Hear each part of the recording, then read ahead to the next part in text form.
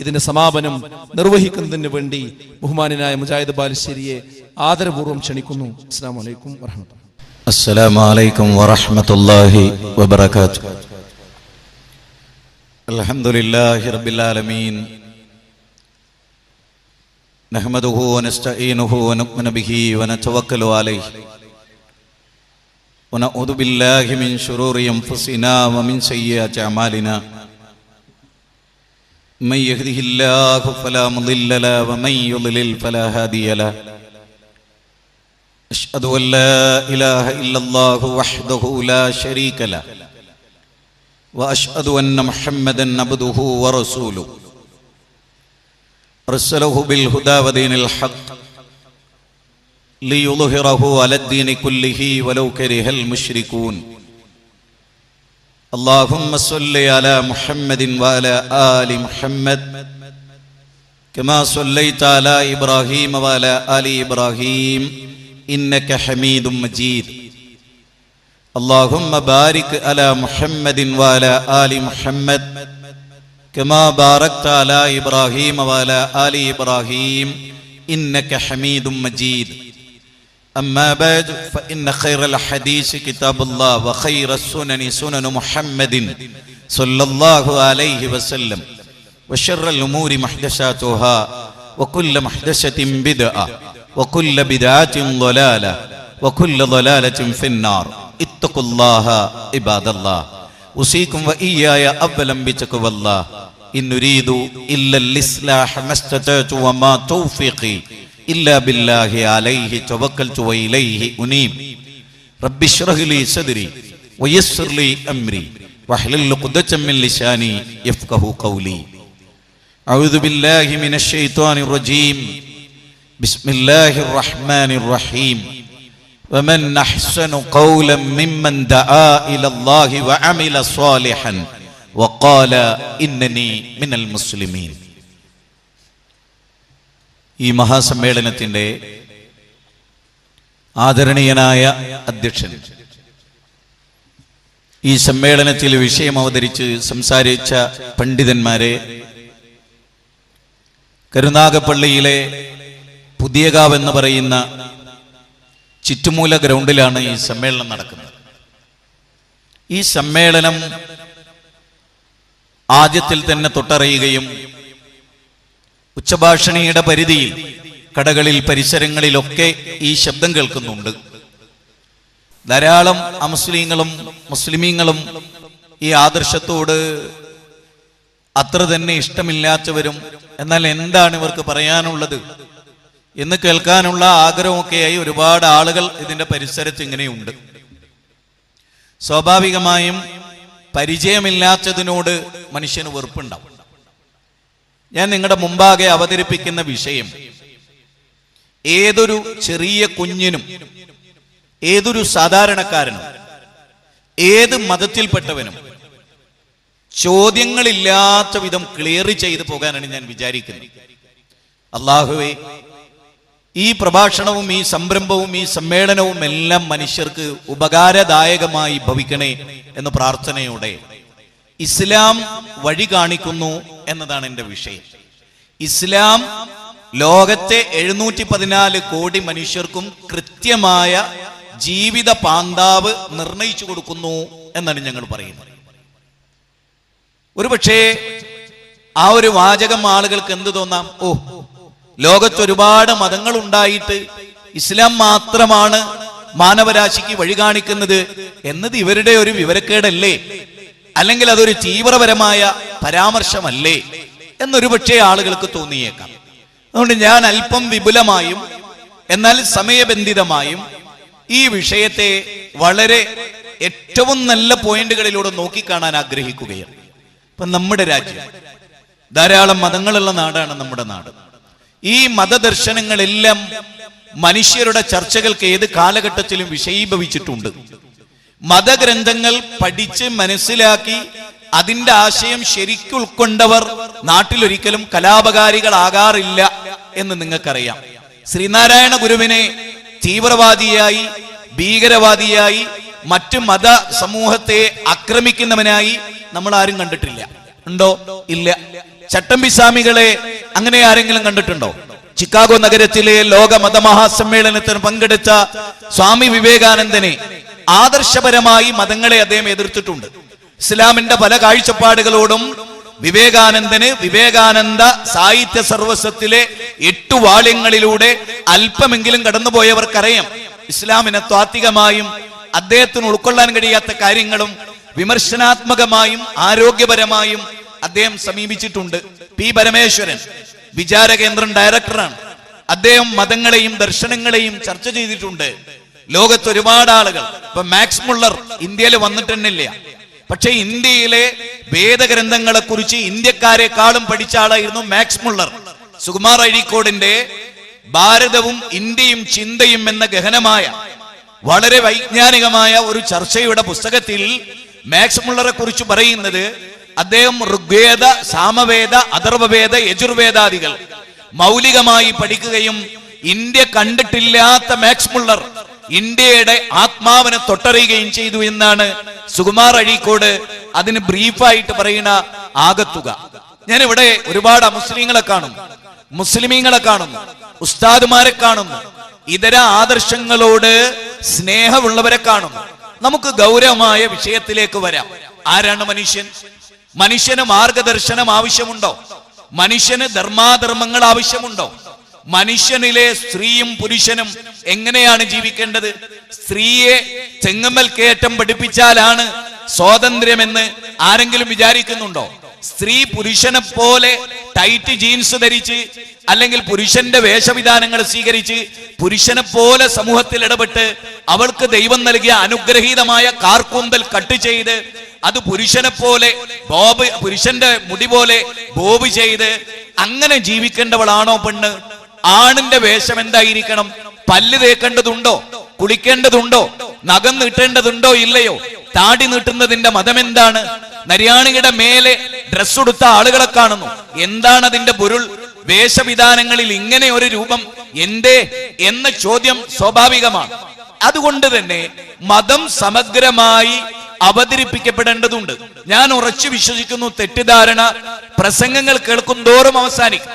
ഇവിടെ നടന്ന ബഹുമാനനായ ഫൈസൽ മൗലവിയുടെ പ്രസംഗം നിങ്ങൾ ശ്രദ്ധിച്ചു. സമഗ്രമായ, വളരെ സംക്ഷിപ്തമെങ്കിലും സമഗ്രമായ നമ്മളെ കുറിച്ചുള്ള തെറ്റുധാരണകൾ, ഇവർ ഇത്ര ഗൗരവമാണോ ഈ വിഷയത്തെ കാണുന്നത് എന്ന് ഇപ്പോൾ നിങ്ങൾക്ക് തോന്നിയിട്ടുണ്ടാവും. അത് ഓരോന്നും അങ്ങനെയാണ്. ബ്രിട്ടീഷ് പ്രധാനമന്ത്രിയായ വിൻസ്റ്റൺ ചർച്ചിലിനോട് ഒരിക്കൽ സദസ്സിൽ വെച്ചൊരു സ്ത്രീ പറഞ്ഞു, എനിക്ക് അങ്ങയോടും അങ്ങയുടെ മീശയോടും വെറുപ്പാണ്. ബ്രിട്ടീഷ് പ്രധാനമന്ത്രിയായ വിൻസ്റ്റൺ ചർച്ചിലിനോട് പറയണത്, എനിക്ക് താങ്കളോടും താങ്കളുടെ മീശയോടും വെറുപ്പാണ്. ബ്രിട്ടീഷ് പ്രധാനമന്ത്രിയായ വിൻസ്റ്റൺ ചർച്ചിൽ രസകരമായി പറഞ്ഞു അത്രേ, അതിന് ഞാൻ എന്ത് ചെയ്യാനാണ്? ഞാനുമായോ എന്റെ മീശയുമായോ താങ്കൾ ബന്ധപ്പെടാത്തത് കൊണ്ടാണ് എന്നെ വെറുക്കേണ്ടി വന്നത് എന്ന് രസകരമായി മറുപടി പറയുന്നുണ്ട്. ഇവിടെ എന്നെ നിങ്ങൾക്ക് വെറുക്കാം, ഈ സംഘത്തെ നിങ്ങൾക്ക് വെറുക്കാം, ഇവിടുത്തെ പ്രഭാഷകന്മാരെ വെറുക്കാം, പക്ഷെ സൗമ്യമായി, സൗമ്യഭാവേന ഒന്ന് ചിന്തിച്ച് എന്താ ഇവര് പറയുന്നത്, എന്തേ ഇവര് പറയുന്നുള്ളൂ, എന്തിവർ പറയുന്നില്ല, എന്താണ് അവർ ആവശ്യപ്പെടുന്നത്, എന്തവരാവശ്യപ്പെടുന്നില്ല, അത് വളരെ സമഗ്രമായി പറയേണ്ടതാണ്. സാധാരണയായി അമുസ്ലിം സഹോദരങ്ങൾ ഇവിടെയുണ്ട്, ക്രിസ്ത്യാനികളുണ്ട്, ഹൈന്ദവരുണ്ട്. ഹൈന്ദവരിൽ തന്നെ വ്യത്യസ്ത ചിന്തകളുള്ളവരുണ്ട്. ശങ്കര ദർശനത്തെ അന്വേഷിക്കുകയും പഠിക്കുകയും ചിന്തിക്കുകയും പഠിക്കാതെ സ്വീകരിക്കുകയും ഒക്കെ ചെയ്തവരുണ്ട്. ശങ്കരദർശനം എന്ന് പറഞ്ഞാൽ അദ്വൈത ദർശനത്തെ, മാധ്വാചാര്യൻ ദ്വൈത സിദ്ധാന്തത്തിന്റെ വക്താവാണ്. അതുപോലെ തന്നെ രാമാനുജൻ വിശിഷ്ടാദ്വൈതത്തിന്റെ വക്താവാണ്. കണാദമുനി വൈശേഷികം എന്ന ഗ്രന്ഥമുണ്ട് അദ്ദേഹത്തിന്. ചാർവാക മതം ശുദ്ധമായ നിരീക്ഷണത്വമാണ്. അങ്ങനെ ഒരുപാട് ആശയങ്ങളുണ്ട്. ഋഗ്വേദത്തിന്റെ ആശയം എന്താണ്? അതുപോലെ സാമവേദത്തിന്റെ ആശയം എന്താണ്? ശ്രീമദ് ഭഗവത്ഗീത ചൈനീസ് ഭാഷയിൽ സംഘടിപ്പിച്ച് ആത്മാർത്ഥമായി നമ്മുടെ പ്രധാനമന്ത്രി 121 കോടി മനുഷ്യരുടെ പ്രതിനിധിയായി ജപ്പാനിൽ എത്തിയ നമ്മുടെ പ്രധാനമന്ത്രി അവിടുത്തെ ഭരണാധികാരികൾക്ക് 18 അധ്യായമുള്ള മഹാഭാരതത്തിലെ ഭീഷ്മപർവം മുതൽ ആരംഭിക്കുന്ന 18 അധ്യായമുള്ള ഭഗവത്ഗീതയുടെ ചൈനീസ് ഭാഷ. എന്താ കാരണം? ആ ഭാഷയിൽ അവർ ഹൃദ്യമാണ്. ആ ഭാഷയനുസരിച്ചാണ് അവർ പഠിക്കേണ്ടത്. എങ്കിൽ അവർക്കത് കൂടുതൽ ഹൃദ്യമാകുമല്ലോ. മാത്രമല്ല പ്രധാനമന്ത്രി പറഞ്ഞ വാചകം എന്താണ്? എന്നെ സംബന്ധിച്ചിടത്തോളം ഏറ്റവും അമൂല്യമായ വേദം അത് ഗീതയാകുന്നു, അതുകൊണ്ടാണ് ഞാനത് സമ്മാനമായി കൊടുക്കുന്നതാണ്. അതിന് അദ്ദേഹത്തിന് സ്വാതന്ത്ര്യമുണ്ട്. ഞങ്ങളെ സംബന്ധിച്ചിടത്തോളം ലോകത്തിന്റെ തമ്പുരാൻ മാനവ ജനതക്ക് അവതരിപ്പിച്ച് നൽകിയ ഒടുവിലത്തെ വേദഗ്രന്ഥം, ലോകവേദങ്ങളെ പ്രൊട്ടക്ട് ചെയ്യുന്ന മോഡറേറ്റർ, മുഹൈമിൻ വിശുദ്ധ ഖുർആനാണ്. ആ ഖുർആനിന്റെ വചനങ്ങളിൽ ഒന്നുപോലും ഏതെങ്കിലും ഒരു മനുഷ്യനെതിരല്ല, ഏതെങ്കിലും ഒരു സമൂഹത്തിനെതിരല്ല. നന്മ മാത്രം, നല്ലത് മാത്രം, ചീത്തയായ ഒന്നും അതിലില്ല. വെറുപ്പിന്റെ തത്വശാസ്ത്രങ്ങളില്ല. ഭീകരവാദത്തിന്റെ വിത്ത് പാകുന്ന യാതൊരു പരാമർശങ്ങളും ആ വേദഗ്രന്ഥത്താളുകളിലെ ഒരു വചനങ്ങളിലും നമുക്ക് കണ്ടെത്താൻ സാധിക്കില്ല. ഇല്ല. ഖുർആനിലെ 114 അധ്യായം, 1-ാം അധ്യായം സൂറത്ത് ഫാത്തിഹയാണ്, 2 സൂറത്ത് ബഖറയാണ്. പശു എന്നാണ് അധ്യായത്തിന്റെ പേര്. പശു എന്ന അധ്യായം വിശുദ്ധ ഖുർആനിൽ അങ്കബൂത്ത് എന്ന അധ്യായം തേനീച്ചയെ കുറിച്ച്, എട്ടുകാലിയെ കുറിച്ച്, നെംലിനെ കുറിച്ച്, ഉറുമ്പിനെ കുറിച്ച്, അനാം നാക്കാലികളെ കുറിച്ച്, മനുഷ്യനെ കുറിച്ച്, ഇൻസാൻ സൂറത്ത് ദഹർ എന്ന അധ്യായം ഇതൊക്കെ ഉൾക്കൊള്ളുന്ന വിശുദ്ധ ഖുർആൻ. മറിയം ബീവിയുടെ പേരിലൊരു അധ്യായം സൂറത്ത് മറിയം. അങ്ങനെ തുടങ്ങി ഒരുപാട് സവിശേഷതകളുള്ള ഒരു ഗ്രന്ഥം. അത് മനുഷ്യരാശിയെ ഒന്നിപ്പിക്കുന്നു എന്ന് ഞങ്ങൾ മനസ്സിലാക്കുന്നു.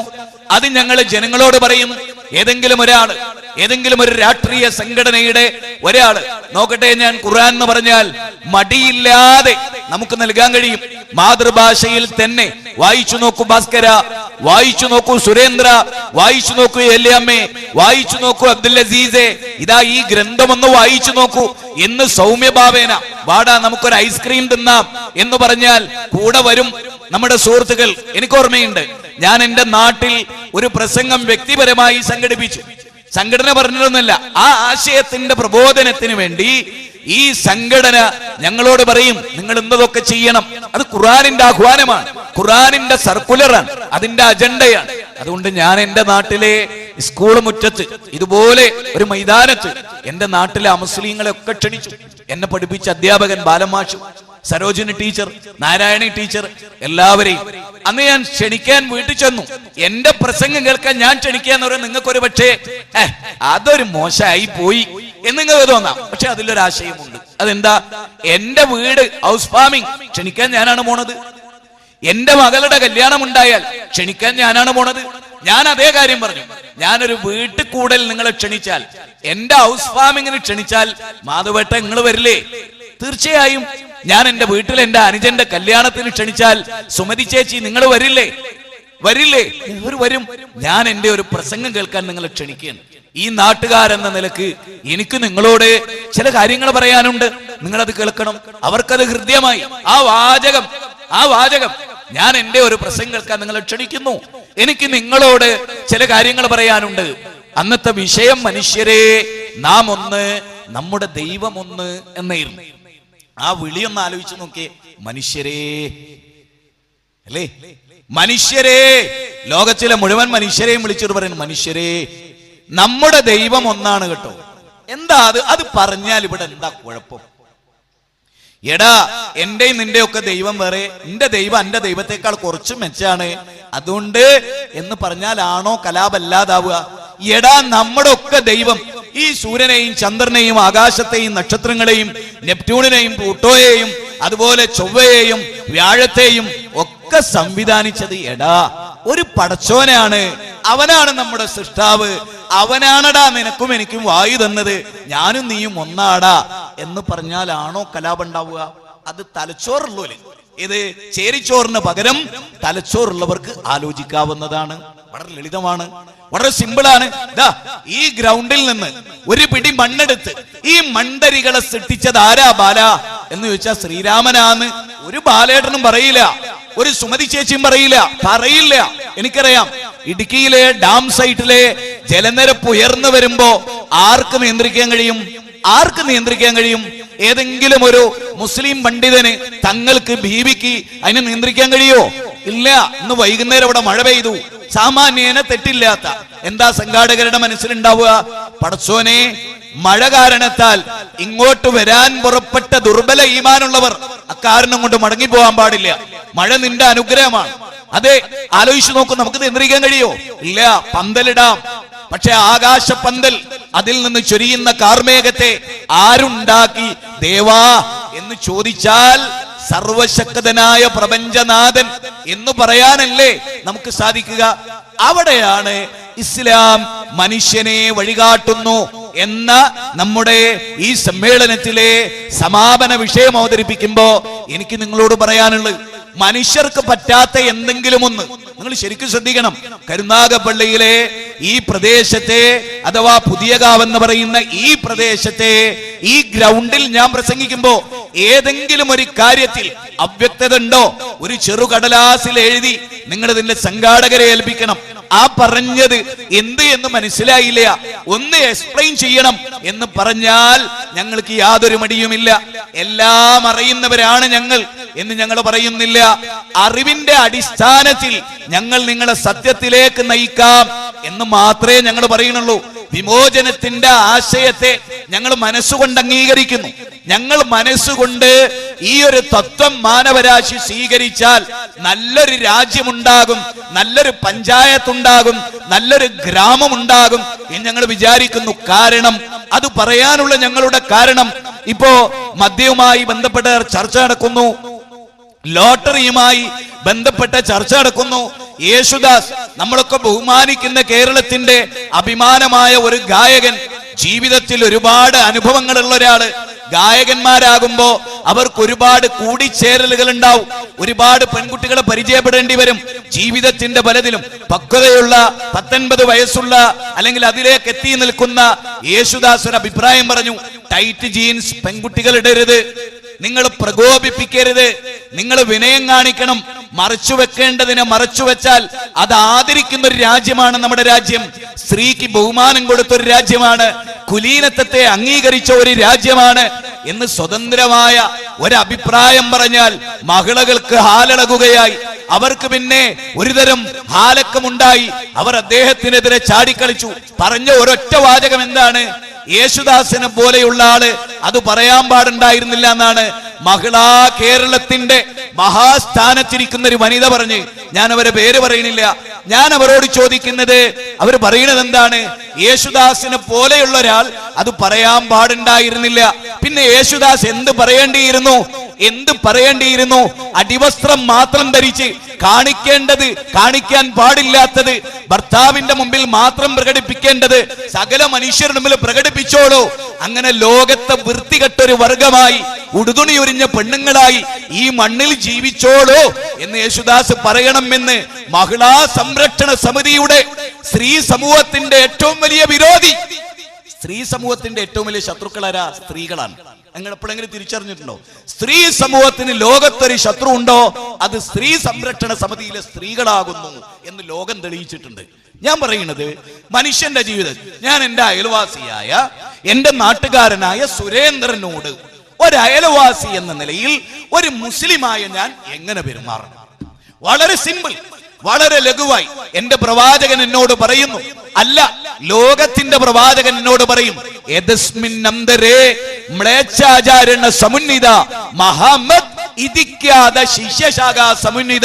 എന്ന് ഭവിഷ്യൽ പുരാണത്തിൽ കൃഷ്ണദ്വൈബ എന്ന വേദവ്യാസൻ പറഞ്ഞ ആ വാചകം, ആ പ്രവാചകൻ, ലോകത്തിന്റെ പ്രവാചകൻ ശ്രീനാരായണ ഗുരു പറഞ്ഞ കരുണാവാൻ നബി, മണിമുക്തി രത്നമോ എന്ന് പറഞ്ഞ ആ പ്രവാചകൻ എന്നോട് എന്താ പറയുന്നത്? നിന്നെ കുറിച്ച് അയൽവാസി പേടിക്കരുത്, എങ്കിൽ നീ മുസ്ലിം അല്ല. വളരെ ലളിതം, വളരെ സിമ്പിൾ. മാധവട്ട, ഞാൻ എന്ന മുസ്ലിമിനെ കുറിച്ച്, എന്റെ താടിയെ കുറിച്ച്, എന്റെ വേഷത്തെ കുറിച്ച്, എന്റെ ഇടപാടിനെ കുറിച്ച് എന്റെ അയൽവാസിയായ ബാബുവേട്ടന് എന്നെ ഇവൻ എന്തോ ഒരു സംഭവമാണോ, എന്നെ നശിപ്പിക്കേണ്ടവനാണോ എന്നൊരനുഭവവും എന്നെ കുറിച്ചൊരു പേടിയും, എന്റെ ബാബുവേട്ടന്റെ അഭാവത്തിൽ ഞാൻ അദ്ദേഹത്തിന്റെ വീട് ആക്രമിക്കുമെന്ന് എന്നെ കുറിച്ച് ചിന്തിച്ചാൽ ഞാൻ മുസ്ലിം അല്ല എന്ന് പറഞ്ഞ അതിന്റെ അർത്ഥം എന്താ?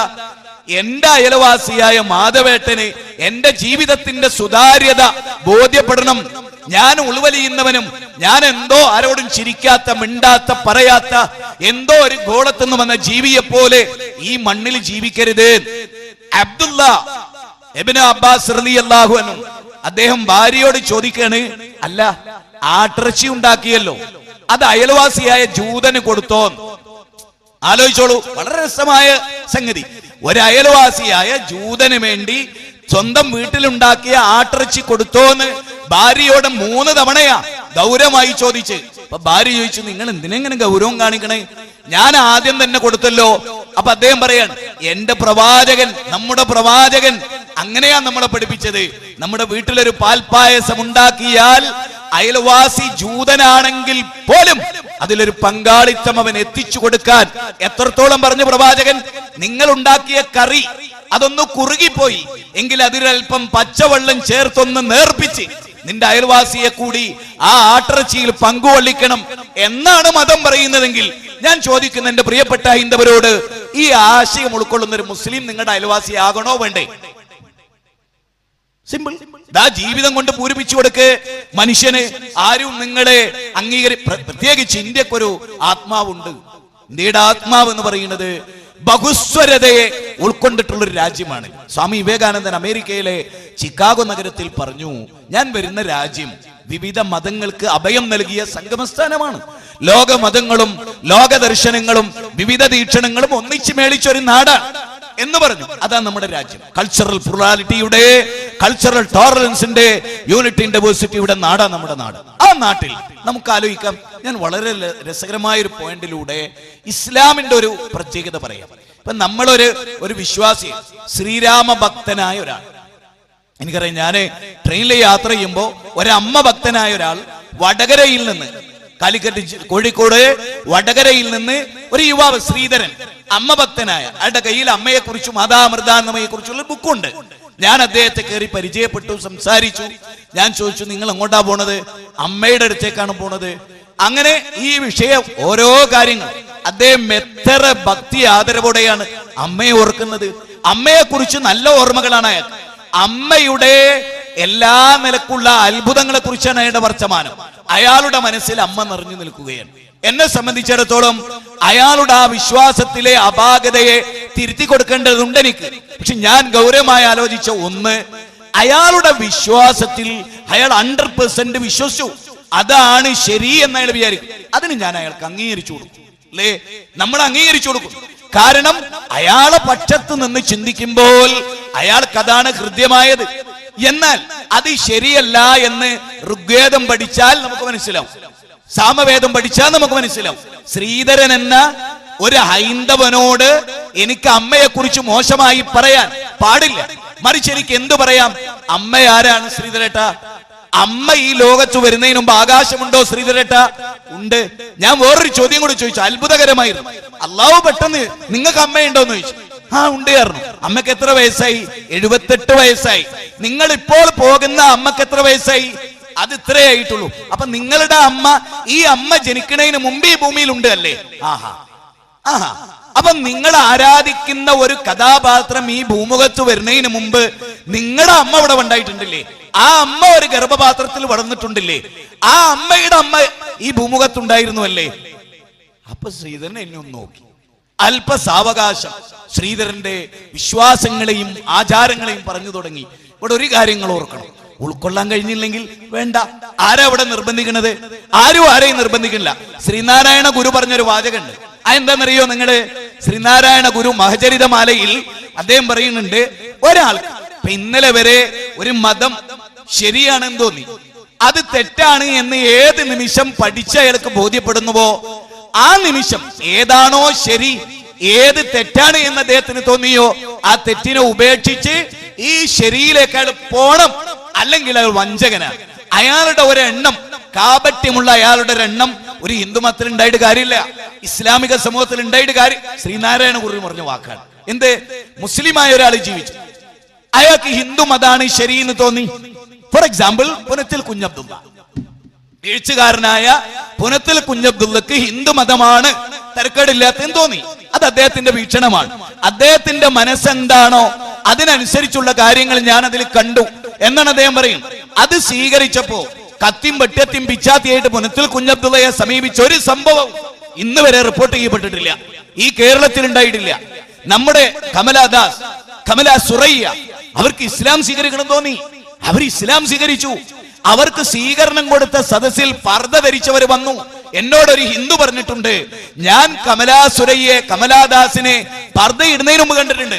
അതിനേക്കാൾ സൗന്ദര്യമുണ്ടായിരുന്നു അവർ ഇസ്ലാമിക വേഷം ധരിച്ചപ്പോ. സഹോദരങ്ങളെ, ഞാൻ പറയണേ എന്താണിത്? അതൊന്ന് അടുത്തറിയാൻ നമ്മുടെ കയ്യില് എനിക്ക് തോന്നിയിട്ടുണ്ട് പലപ്പോഴും അമൂല്യമായ ഒന്നിനെ ഞാൻ എന്തിനു മൂടി വെക്കണം. ലളിതമായ ഒരു ഉദാഹരണം പറയാം. ഒരു പഞ്ചായത്ത് പ്രസിഡന്റ്, ആ പഞ്ചായത്ത് പ്രസിഡന്റിനെ ഉന്നത അധികാരികളായ ആളുകൾ, അതിന്റെ മേലെയുള്ള ആളുകൾ ആ പഞ്ചായത്തിലെ മുഴുവൻ ആളുകൾക്കും കൊടുക്കാൻ വേണ്ടി 500 രൂപ വീതം ഒരു പണത്തിന്റെ വലിയ കെട്ട് ഏൽപ്പിച്ചു. എന്നിട്ട് പറഞ്ഞു, ഈ നാട്ടിലെ ഓരോ വീട്ടിലെ ഓരോ വ്യക്തിക്കും 500 രൂപ കൊടുക്കണം എന്ന് പറഞ്ഞാൽ അത് ഞാൻ കെട്ടിപ്പൂട്ടി വെച്ചാൽ എന്നെ കുറിച്ച് നിങ്ങളുടെ അഭിപ്രായം എന്താ? നിങ്ങൾ പറഞ്ഞോളൂ, എന്നെ കുറിച്ച് നിങ്ങളുടെ അഭിപ്രായം എന്താ? അല്ലേ? ഞാൻ ആ തത്വത്തെ നിഷേധിച്ച് എല്ലാവർക്കും കിട്ടേണ്ട 500 രൂപ സ്വന്തം പിട്ടടിച്ച മഹാപാപി ആണല്ലോ. വിശുദ്ധ ഖുർആൻ എന്താണ്? വിശുദ്ധ ഖുർആൻ ഞങ്ങൾ പറയുന്ന ആശയം നിങ്ങൾ ശരിക്കും ശ്രദ്ധിക്കണം. അഭിപ്രായ ഭിന്നതകൾ ലോകത്തുണ്ടാവാം, പക്ഷെ സഹിഷ്ണുതയുടെ അങ്ങേയറ്റത്തെ കേൾവിയുടെ ശ്രുമേ പരം വജ വത്സാ സൗമിത്രേ കുമാര, നീ കേൾക്കണം മത്സരാദ്യം വെടിഞ്ഞെന്നുട വാക്കുകൾ. ഭോഗങ്ങളെല്ലാം ക്ഷണപ്രഭാ ചഞ്ചലം, വേഗേന നഷ്ടമായി സുമോർക്ക നീ. സംസാരകാരിണി ആയത വിദ്യയും സംസാര നാശിനി ആയതു വിദ്യയും. രണ്ട് സന്ദർഭമാണ്. ഒന്ന് അർജുനനോട് ശ്രീകൃഷ്ണൻ പറഞ്ഞ ശ്രുമേ പരം വജ, അർജുന, ഞാൻ നിന്നോട് പറയുന്ന വാചകങ്ങളെ നീ വളരെ ഏകാഗ്രമായ മനസ്സോടെ ഞാൻ പറയുന്ന നീ ശ്രദ്ധിച്ചു കേൾക്കണം. വത്സാ സൗമിത്രേ കുമാര, നീ കേൾക്കണം മത്സരാദ്യം വെടിഞ്ഞെന്നുട വാക്കുകൾ. ശ്രീരാമനെ കാട്ടു പറഞ്ഞയച്ചു. ദശരഥ മഹാരാജാവ് 3 ഭാര്യമാരിൽ ഒരാൾക്ക് കൊടുത്ത വരം അവർ ചോദിച്ചു. ശ്രീരാമനെ, രാമൻ എന്ന പദത്തിന്റെ അർത്ഥം രമ്യത ഉണ്ടാക്കുന്നവൻ, കലാപത്തെ ഒതുക്കുന്നവൻ, രണ്ടുപേർക്കിടയിലെ പ്രശ്നങ്ങളെ ഇല്ലായ്മ ചെയ്യുന്നവൻ. സഹോദരങ്ങളെ, ആ ശ്രീരാമൻ പറയാൻ ചിത്രകൂടത്തിൽ വെച്ചാ പറയണത്. എന്താ പറഞ്ഞെന്നറിയോ? ലക്ഷ്മണൻ സ്വന്തം അച്ഛനെ കൊല്ലുന്നു പറഞ്ഞു.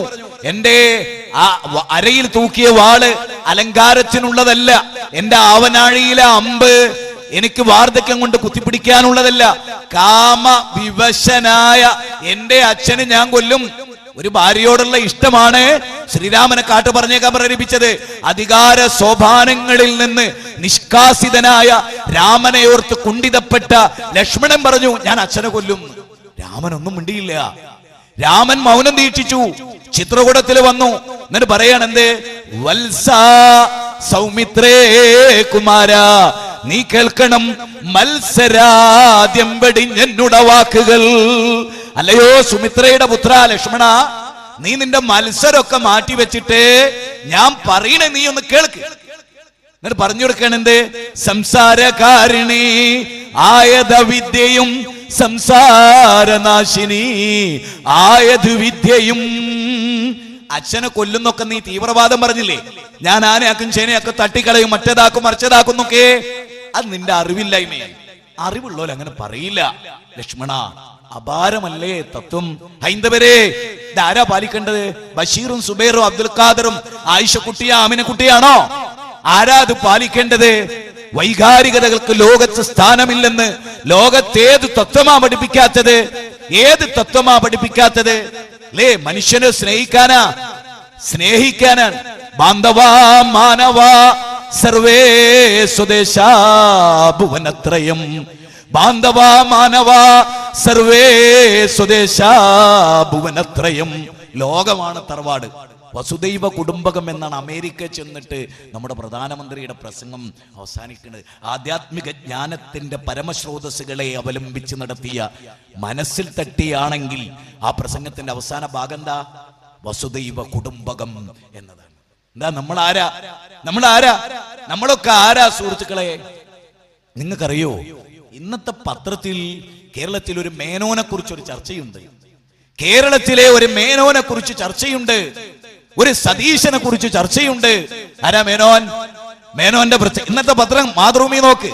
ഒരു മേനോനെ കുറിച്ച് ചർച്ചയുണ്ട്. ഞാൻ ഡീറ്റെയിലേ പോകുന്നില്ല. അദ്ദേഹം ഇവിടെ നിന്ന് കാൽനടയായി അണുബോംബിനെതിരെ ലോകത്ത് ഹിരോഷിമയും നാഗസാക്കിയും കണ്ടു ഞെട്ടി. ലോകത്ത് ബോംബ് ഉപയോഗിക്കുന്നതിനെതിരെ കാൽനടയായി 10,000 കിലോമീറ്റർ സഞ്ചരിച്ച് അമേരിക്കയിലും ഇംഗ്ലണ്ടിലും അതുപോലുള്ള രാജ്യങ്ങളിൽ, ജർമ്മനി ഉൾപ്പെടെയുള്ള രാജ്യങ്ങളിൽ സഞ്ചരിച്ചൊരു മേനോൻ. അതിലെ അമേരിക്ക ചെന്നപ്പോ വെള്ളവർഗക്കാരും മാത്രം പങ്കെടുക്കുന്ന ഒരു ഹോട്ടലിൽ അദ്ദേഹവും സതീശനും ചെന്നു. ആ ഹോട്ടലിലെ സ്ത്രീ വയലന്റായി. കറുത്ത വർഗക്കാർക്ക്, താഴ്ന്ന ജാതിക്കാർക്ക്, വെളുത്തവർക്കല്ലാത്തവർക്ക് അവിടെ പ്രവേശനമില്ല. നിങ്ങൾക്കറിയോ, അമേരിക്കയിലെ വെളുത്ത സായിപ്പന്മാർക്ക് മാത്രമായിട്ട് ഹോട്ടൽ, കട. ആ ഹോട്ടലിന്റെ മുമ്പിൽ എഴുതി വെച്ച വാചകം എന്നറിയോ നിങ്ങൾക്ക്? എന്താണെന്നറിയോ? നീഗ്രോകൾക്കും പട്ടികൾക്കും ഇവിടേക്ക് പ്രവേശനമില്ല. ലോകം അങ്ങനെയായിരുന്നു, ലോകം അങ്ങനെയായിരുന്നു. മേനോനെ വെടിവെച്ചു കൊല്ലാനാ നോക്കിയ ഹോട്ടലിന്റെ ഉടമ. എന്താ? വെളുത്ത വർഗക്കാർക്ക് മാത്രമേ അവിടെ ഇരിക്കാൻ പാടുള്ളൂ. എന്നാ ഇസ്ലാം എന്താ? ഇസ്ലാം എന്താ? കറുത്താലും വെളുത്താലും, പണക്കാരനായാലും പണിക്കാരനായാലും, കോടീശ്വരനായാലും രാജാവായാലും പടച്ചോന് കണക്കാ. ഇസ്ലാമിൽ ബ്രാഹ്മണനില്ല, ക്ഷത്രിയനില്ല, ശൂദ്രനില്ല, വൈശ്യനില്ല, പറയനില്ല, ചണ്ടാലനില്ല. ഇസ്ലാമിൽ മനുഷ്യനേ ഉള്ളൂ. ലോകത്ത് ഭാസ്കരനും സുരേന്ദ്രനും അള്ളാന്റെ അടിമ, ആദമിന്റെ മക്കൾ. പറയൂ, ഇതിനേക്കാൾ ബെറ്ററായ ഒരു ആശയം ലോകത്തെവിടെയുണ്ട് സുഹൃത്തുക്കളെ? ഇതിനേക്കാൾ ഉന്നതമായ ഒരു ആശയം ലോകത്തെവിടെയുണ്ട് സുഹൃത്തുക്കളെ? അത് പറയാനാണ് ഞങ്ങളിവിടെ വന്നത്. എന്നാലോ ഇതൊക്കെ അനുസരിച്ച് നിങ്ങൾ ജീവിക്കണം എന്ന് വാളുകൊണ്ട് പറയോ ഞങ്ങള്? ഇല്ല. ആയുധം കൊണ്ട് പറയോ ഞങ്ങള്? ഇല്ല. നിങ്ങൾ ഞങ്ങളെ വാളുകൊണ്ട് വെട്ടിയാലും ഞങ്ങൾ അങ്ങോട്ട് വെട്ടുവോ? ഇല്ല. എന്താ കാരണം? അതോട് പറഞ്ഞുതരാം. ആദമിന് 2 മക്കളുണ്ടായിരുന്നു തുടക്കത്തിൽ, ഹാബീലും കാബീലും. ഒരാള് ഭക്തനായിരുന്നു, രണ്ടാളും ദൈവത്തെ ആരാധിക്കുകയും ദൈവത്തിന്റെ മാർഗത്തിൽ ചിലതൊക്കെ ചെയ്യുകയും ചെയ്തു. ഒരാളെ ആത്മാർത്ഥമായി ചെയ്തു, അയാളെ ദൈവത്തിന് ഇഷ്ടമായി. അയാളെ കൊല്ലാൻ ഒരേ ബാപ്പാന്റെ മക്കൾ ഒരാൾക്ക് നേരെ കയ്യോങ്ങി, കൊല്ലാനാ ഓങ്ങി. അപ്പൊ പറയണ, ഇക്കാക്ക നീ എന്റെ നേരെ ഓങ്ങിയ ആ കരല്ലേ, അതിന് പകരമായി ഞാൻ എന്റെ കൈ നിന്റെ കവിളത്തേക്ക് നീട്ടില്ല കാക്ക. ഇന്നി അഖാഫുല്ലാഹ റബ്ബൽ ആലമീൻ. കാരണം ലോകങ്ങളെ അടക്കി ഭരിക്കുന്ന അതീശാധികാരിയായ ലോക പരിപാലകനെ ഞാൻ ഭയപ്പെടുന്നുണ്ട് കാക്ക. അതുകൊണ്ട് നീ എന്നെ തല്ലിയാലും, എന്റെ ചെവിക്കിട്ടിടിച്ച് എന്റെ കർണപുടങ്ങളിലെ കേൾവി നീ നഷ്ടപ്പെടുത്തിയാലും നീയും ഞാനും തമ്മിലൊരു വ്യത്യാസമുണ്ട്. അതെന്താണെന്നറിയോ? എനിക്കുള്ള അറിവ് നിനക്കില്ല. ഖുൽ ഹൽ യസ്തവിൽ ലദീന യഅലമൂന വല്ലദീന ലാ യഅലമൂൻ. 39-ാം അധ്യായം 10-ാമത്തെ വചനം. അറിവുള്ളവരും അറിവില്ലാത്തവരും സമമാവുകയില്ല. ഞാനും നിങ്ങളും തമ്മിലുള്ള വ്യത്യാസം എനിക്കറിവുണ്ട്. അതുകൊണ്ട് കാക്ക ഞാൻ നിന്റെ നേരെ എന്റെ കൈ നീട്ടില്ല. അപാരമായ തത്വമാണ്. ഞങ്ങൾക്കുള്ള പ്രത്യേകത എന്താ? ഞങ്ങൾക്കൊരറിവ് കിട്ടിയിട്ടുണ്ട്. നിങ്ങൾക്ക് അറിവില്ല എന്നല്ല, നിങ്ങൾക്കൊക്കെ അറിവുണ്ട്. നിങ്ങൾക്ക് കിട്ടാത്തൊരറിവ് ഞങ്ങൾക്ക് കിട്ടിയിട്ടുണ്ട്. ഇബ്രാഹിം നബി അലൈഹിസ്സലാം ബാപ്പാനോട് പറഞ്ഞ വാചകവും കൂടിയാണ്. ഇബ്രാഹിം നബിക്ക് ഇഷ്ടമായിരുന്നു ബാപ്പാനോട്. ബാപ്പാനോടല്ല വെറുപ്പ്. ബാപ്പ ഉൾക്കൊണ്ട ആശയം തെറ്റാണ്. അതുകൊണ്ട് ബാപ്പാനെ വിളിക്കുമ്പോ എങ്ങനെ വിളിച്ചു? യാ ബച്ചി, യാ ബച്ചി, എന്റെ പ്രിയപ്പെട്ട പിതാവേ. ഇബ്രാഹിം നബി ബാപ്പാനെ വിളിക്കുകയാണ്. ബാപ്പ ആരാ? ഒരു ക്ഷേത്രത്തിലെ പൂജാരി, ഒരു പ്രവാചകന്റെ പിതാവ് ക്ഷേത്രത്തിലെ പൂജാരി. ബിംബം സ്വന്തം കൈകൊണ്ട് ഉണ്ടാക്കുന്ന ആള്, ആ ബിംബം കമ്പോളത്തിൽ കൊണ്ടുപോയി വിൽക്കുന്ന ആള്, അതിന്റെ കാശ് കൊണ്ട് ജീവിക്കുന്ന ആള്. അതുപോലൊരു ബിംബത്തെ വെച്ചിട്ട് ആരാധിക്കുന്ന മനുഷ്യൻ. ആ മനുഷ്യനോട് വെറുപ്പുണ്ടായോ ഇബ്രാഹിം നബിക്ക്? ഇല്ല. ആ ആശയം ശരിയല്ല. അതുകൊണ്ട് അദ്ദേഹം ഉപയോഗിച്ച പദം എന്താ? യാ ബത്തി, എന്റെ പ്രിയപ്പെട്ട ബാപ്പ. ഇന്നി ഖദ് ജാഅനി മിനൽ ഇൽമി, നിങ്ങൾക്ക് വന്നെത്തിയിട്ടില്ലാത്തൊരു അറിവ്. ബാപ്പ നിങ്ങൾ പൊട്ടനാണ്, നിങ്ങൾ വരില്ലാത്തവനാണെന്നൊന്നല്ല. ബാപ്പ നിങ്ങൾക്ക് കിട്ടിയിട്ടില്ലാത്തൊരു അറിവ്. നിങ്ങൾക്ക് ഒരറിവില്ല എന്നല്ല. ബാപ്പ നിങ്ങൾക്ക് കിട്ടാത്തൊരറിവ് എനിക്ക് കിട്ടിയിട്ടുണ്ട്. ഞാൻ നിങ്ങളെ നേരായ വഴിയിലേക്ക് വഴി നടത്താം. ഞങ്ങൾ നിങ്ങളോട് പറയണ എന്താ? ഇസ്ലാം വഴി കാണിക്കുന്നു എന്ന് ഞങ്ങൾ പറയണ എന്തുകൊണ്ടറിയോ? ഞങ്ങൾ പറയണ എന്തുകൊണ്ടറിയോ? ഞങ്ങൾ ജനങ്ങളോട് പറയുമ്പോൾ പ്രധാനമായി പറയുന്ന ഒരു കാര്യം എന്താ? ഒരു യുവാവിന് തിരിച്ചു കൊടുക്കും. ഈ നാട്ടിലെ ഒരു ഹിന്ദുവിന് അയാളുടെ ജീവിതം ആസ്വദിക്കാൻ കഴിയാം. ആ ജീവിതം ആസ്വദിക്കാൻ അയാൾ ഹിന്ദു ആയിക്കൊണ്ട് സാധിക്കുക എന്ന് പറഞ്ഞാൽ ചില്ലറ കാര്യമാണോ അത്?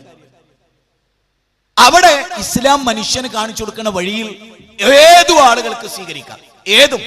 അത് സ്വീകരിക്കുമ്പോൾ അയാളുടെ മനോഗത എന്താവണം? അത് വിശദീകരിക്കപ്പെടേണ്ടതാണ്. ഇസ്ലാമിന് ലോകത്തോട് പറയാനുള്ളതിന്റെ ഒരു രത്നച്ചുരുക്കം ഞാൻ പറഞ്ഞുകൊള്ളട്ടെ.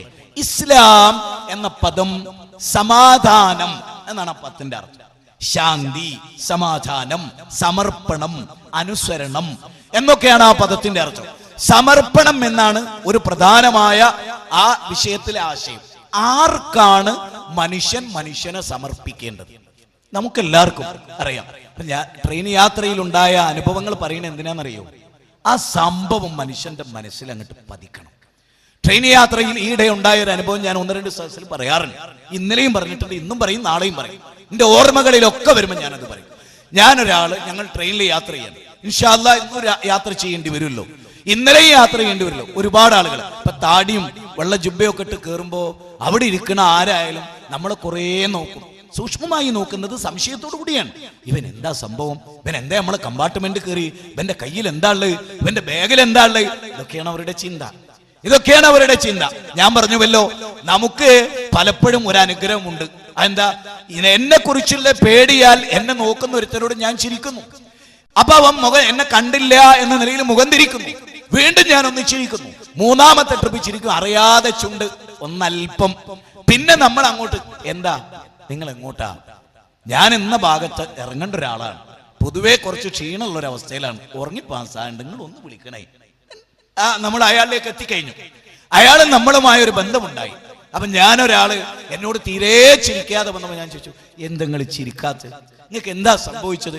ഞാനും നിങ്ങളെപ്പോലെ ഒരു പൗരനല്ലേ, ഈ ട്രെയിനിലൊരു മലയാളിയല്ലേ, ഞാൻ നിങ്ങളോട് ചിരിച്ചല്ലോ, നിങ്ങൾക്ക് എന്നോടും ചിരിക്കാം, നിങ്ങൾ വിചാരിച്ച ടൈപ്പ് ആളല്ല ഞാൻ എന്ന് പറഞ്ഞതിനോട് കൂടെ അയാൾ പറഞ്ഞു, അങ്ങനെ ഒന്നും ഉണ്ടായിട്ടൊന്നുമില്ല, നിങ്ങളൊന്നും വിചാരിക്കരുത് എന്നൊക്കെ പറഞ്ഞു. നിങ്ങൾ ദൈവവിശ്വാസിയാണ്. വളരെ രസകരം. എന്തിനാ ആളുകൾ ഞാനിത് പറഞ്ഞാൽ ഇവിടെ എന്താ ഉണ്ടാവുക, ഞാൻ ഇങ്ങനൊക്കെ ചിന്തിച്ചാൽ എന്താ? ഒന്നും ഉണ്ടാവില്ല. എന്താ ഉണ്ടാവുക എന്നുള്ള നിങ്ങളെ ചിന്തക്കാണ് കുഴപ്പം. ഞാൻ ഇങ്ങനെ പറഞ്ഞാൽ അവരെന്ത് വിചാരിക്കും എന്ന് നിങ്ങളെ വിചാരത്തിനാണ് കുഴപ്പം. ആ വിചാരമില്ലാതായാൽ തന്നെ ഇവിടെ രക്ഷപ്പെട്ടു മനുഷ്യർ. ഞാൻ അയാളോട് ചോദിച്ചു, നിങ്ങൾ ദൈവവിശ്വാസിയാണ്? അയാൾ പറഞ്ഞു, ഓഫ് കോഴ്സ്, അതെ. ദൃഢമായ വിശ്വാസിയാണോ എന്ന് ചോദിച്ചു. ഗാഢമായ വിശ്വാസിയാണ്. ഞാൻ പറഞ്ഞു, ഞാനും ഒരു ദൈവവിശ്വാസിയാണ് കേട്ടോ. എന്നിട്ട് ഞാൻ അയാളോട് ചോദിച്ചു, നിങ്ങൾ വിശ്വസിക്കുന്ന ദൈവം ആരാണ് നിങ്ങൾ വിശ്വസിക്കുന്ന ദൈവം? എന്നിട്ട് ഞാൻ ഇടയ്ക്ക് കയറി അയാൾ വിശദീകരിക്കുന്നതിന് മുമ്പ് ഞാൻ പറഞ്ഞു, ഒരു മിനിറ്റ്, ഞാൻ ദൈവവിശ്വാസിയാണെന്ന് പറഞ്ഞാൽ എങ്ങനെയുള്ള ദൈവത്തിലാണ് വിശ്വസിക്കുന്നത്?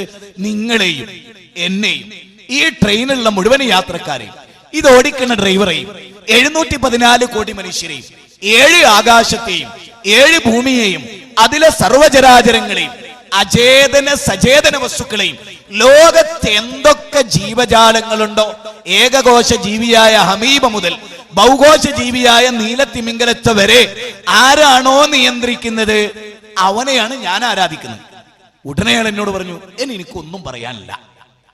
ഞാൻ ചോദിച്ചാൽ എന്താ നിങ്ങൾക്ക് ഒന്നും പറയാം? നിങ്ങളല്ലേ പറഞ്ഞു ദൈവവിശ്വാസിയാണ്. അപ്പൊ അദ്ദേഹം പറഞ്ഞു, ഇങ്ങനത്തെ ഒരു ദൈവത്തിലല്ല എന്റെ വിശ്വാസം.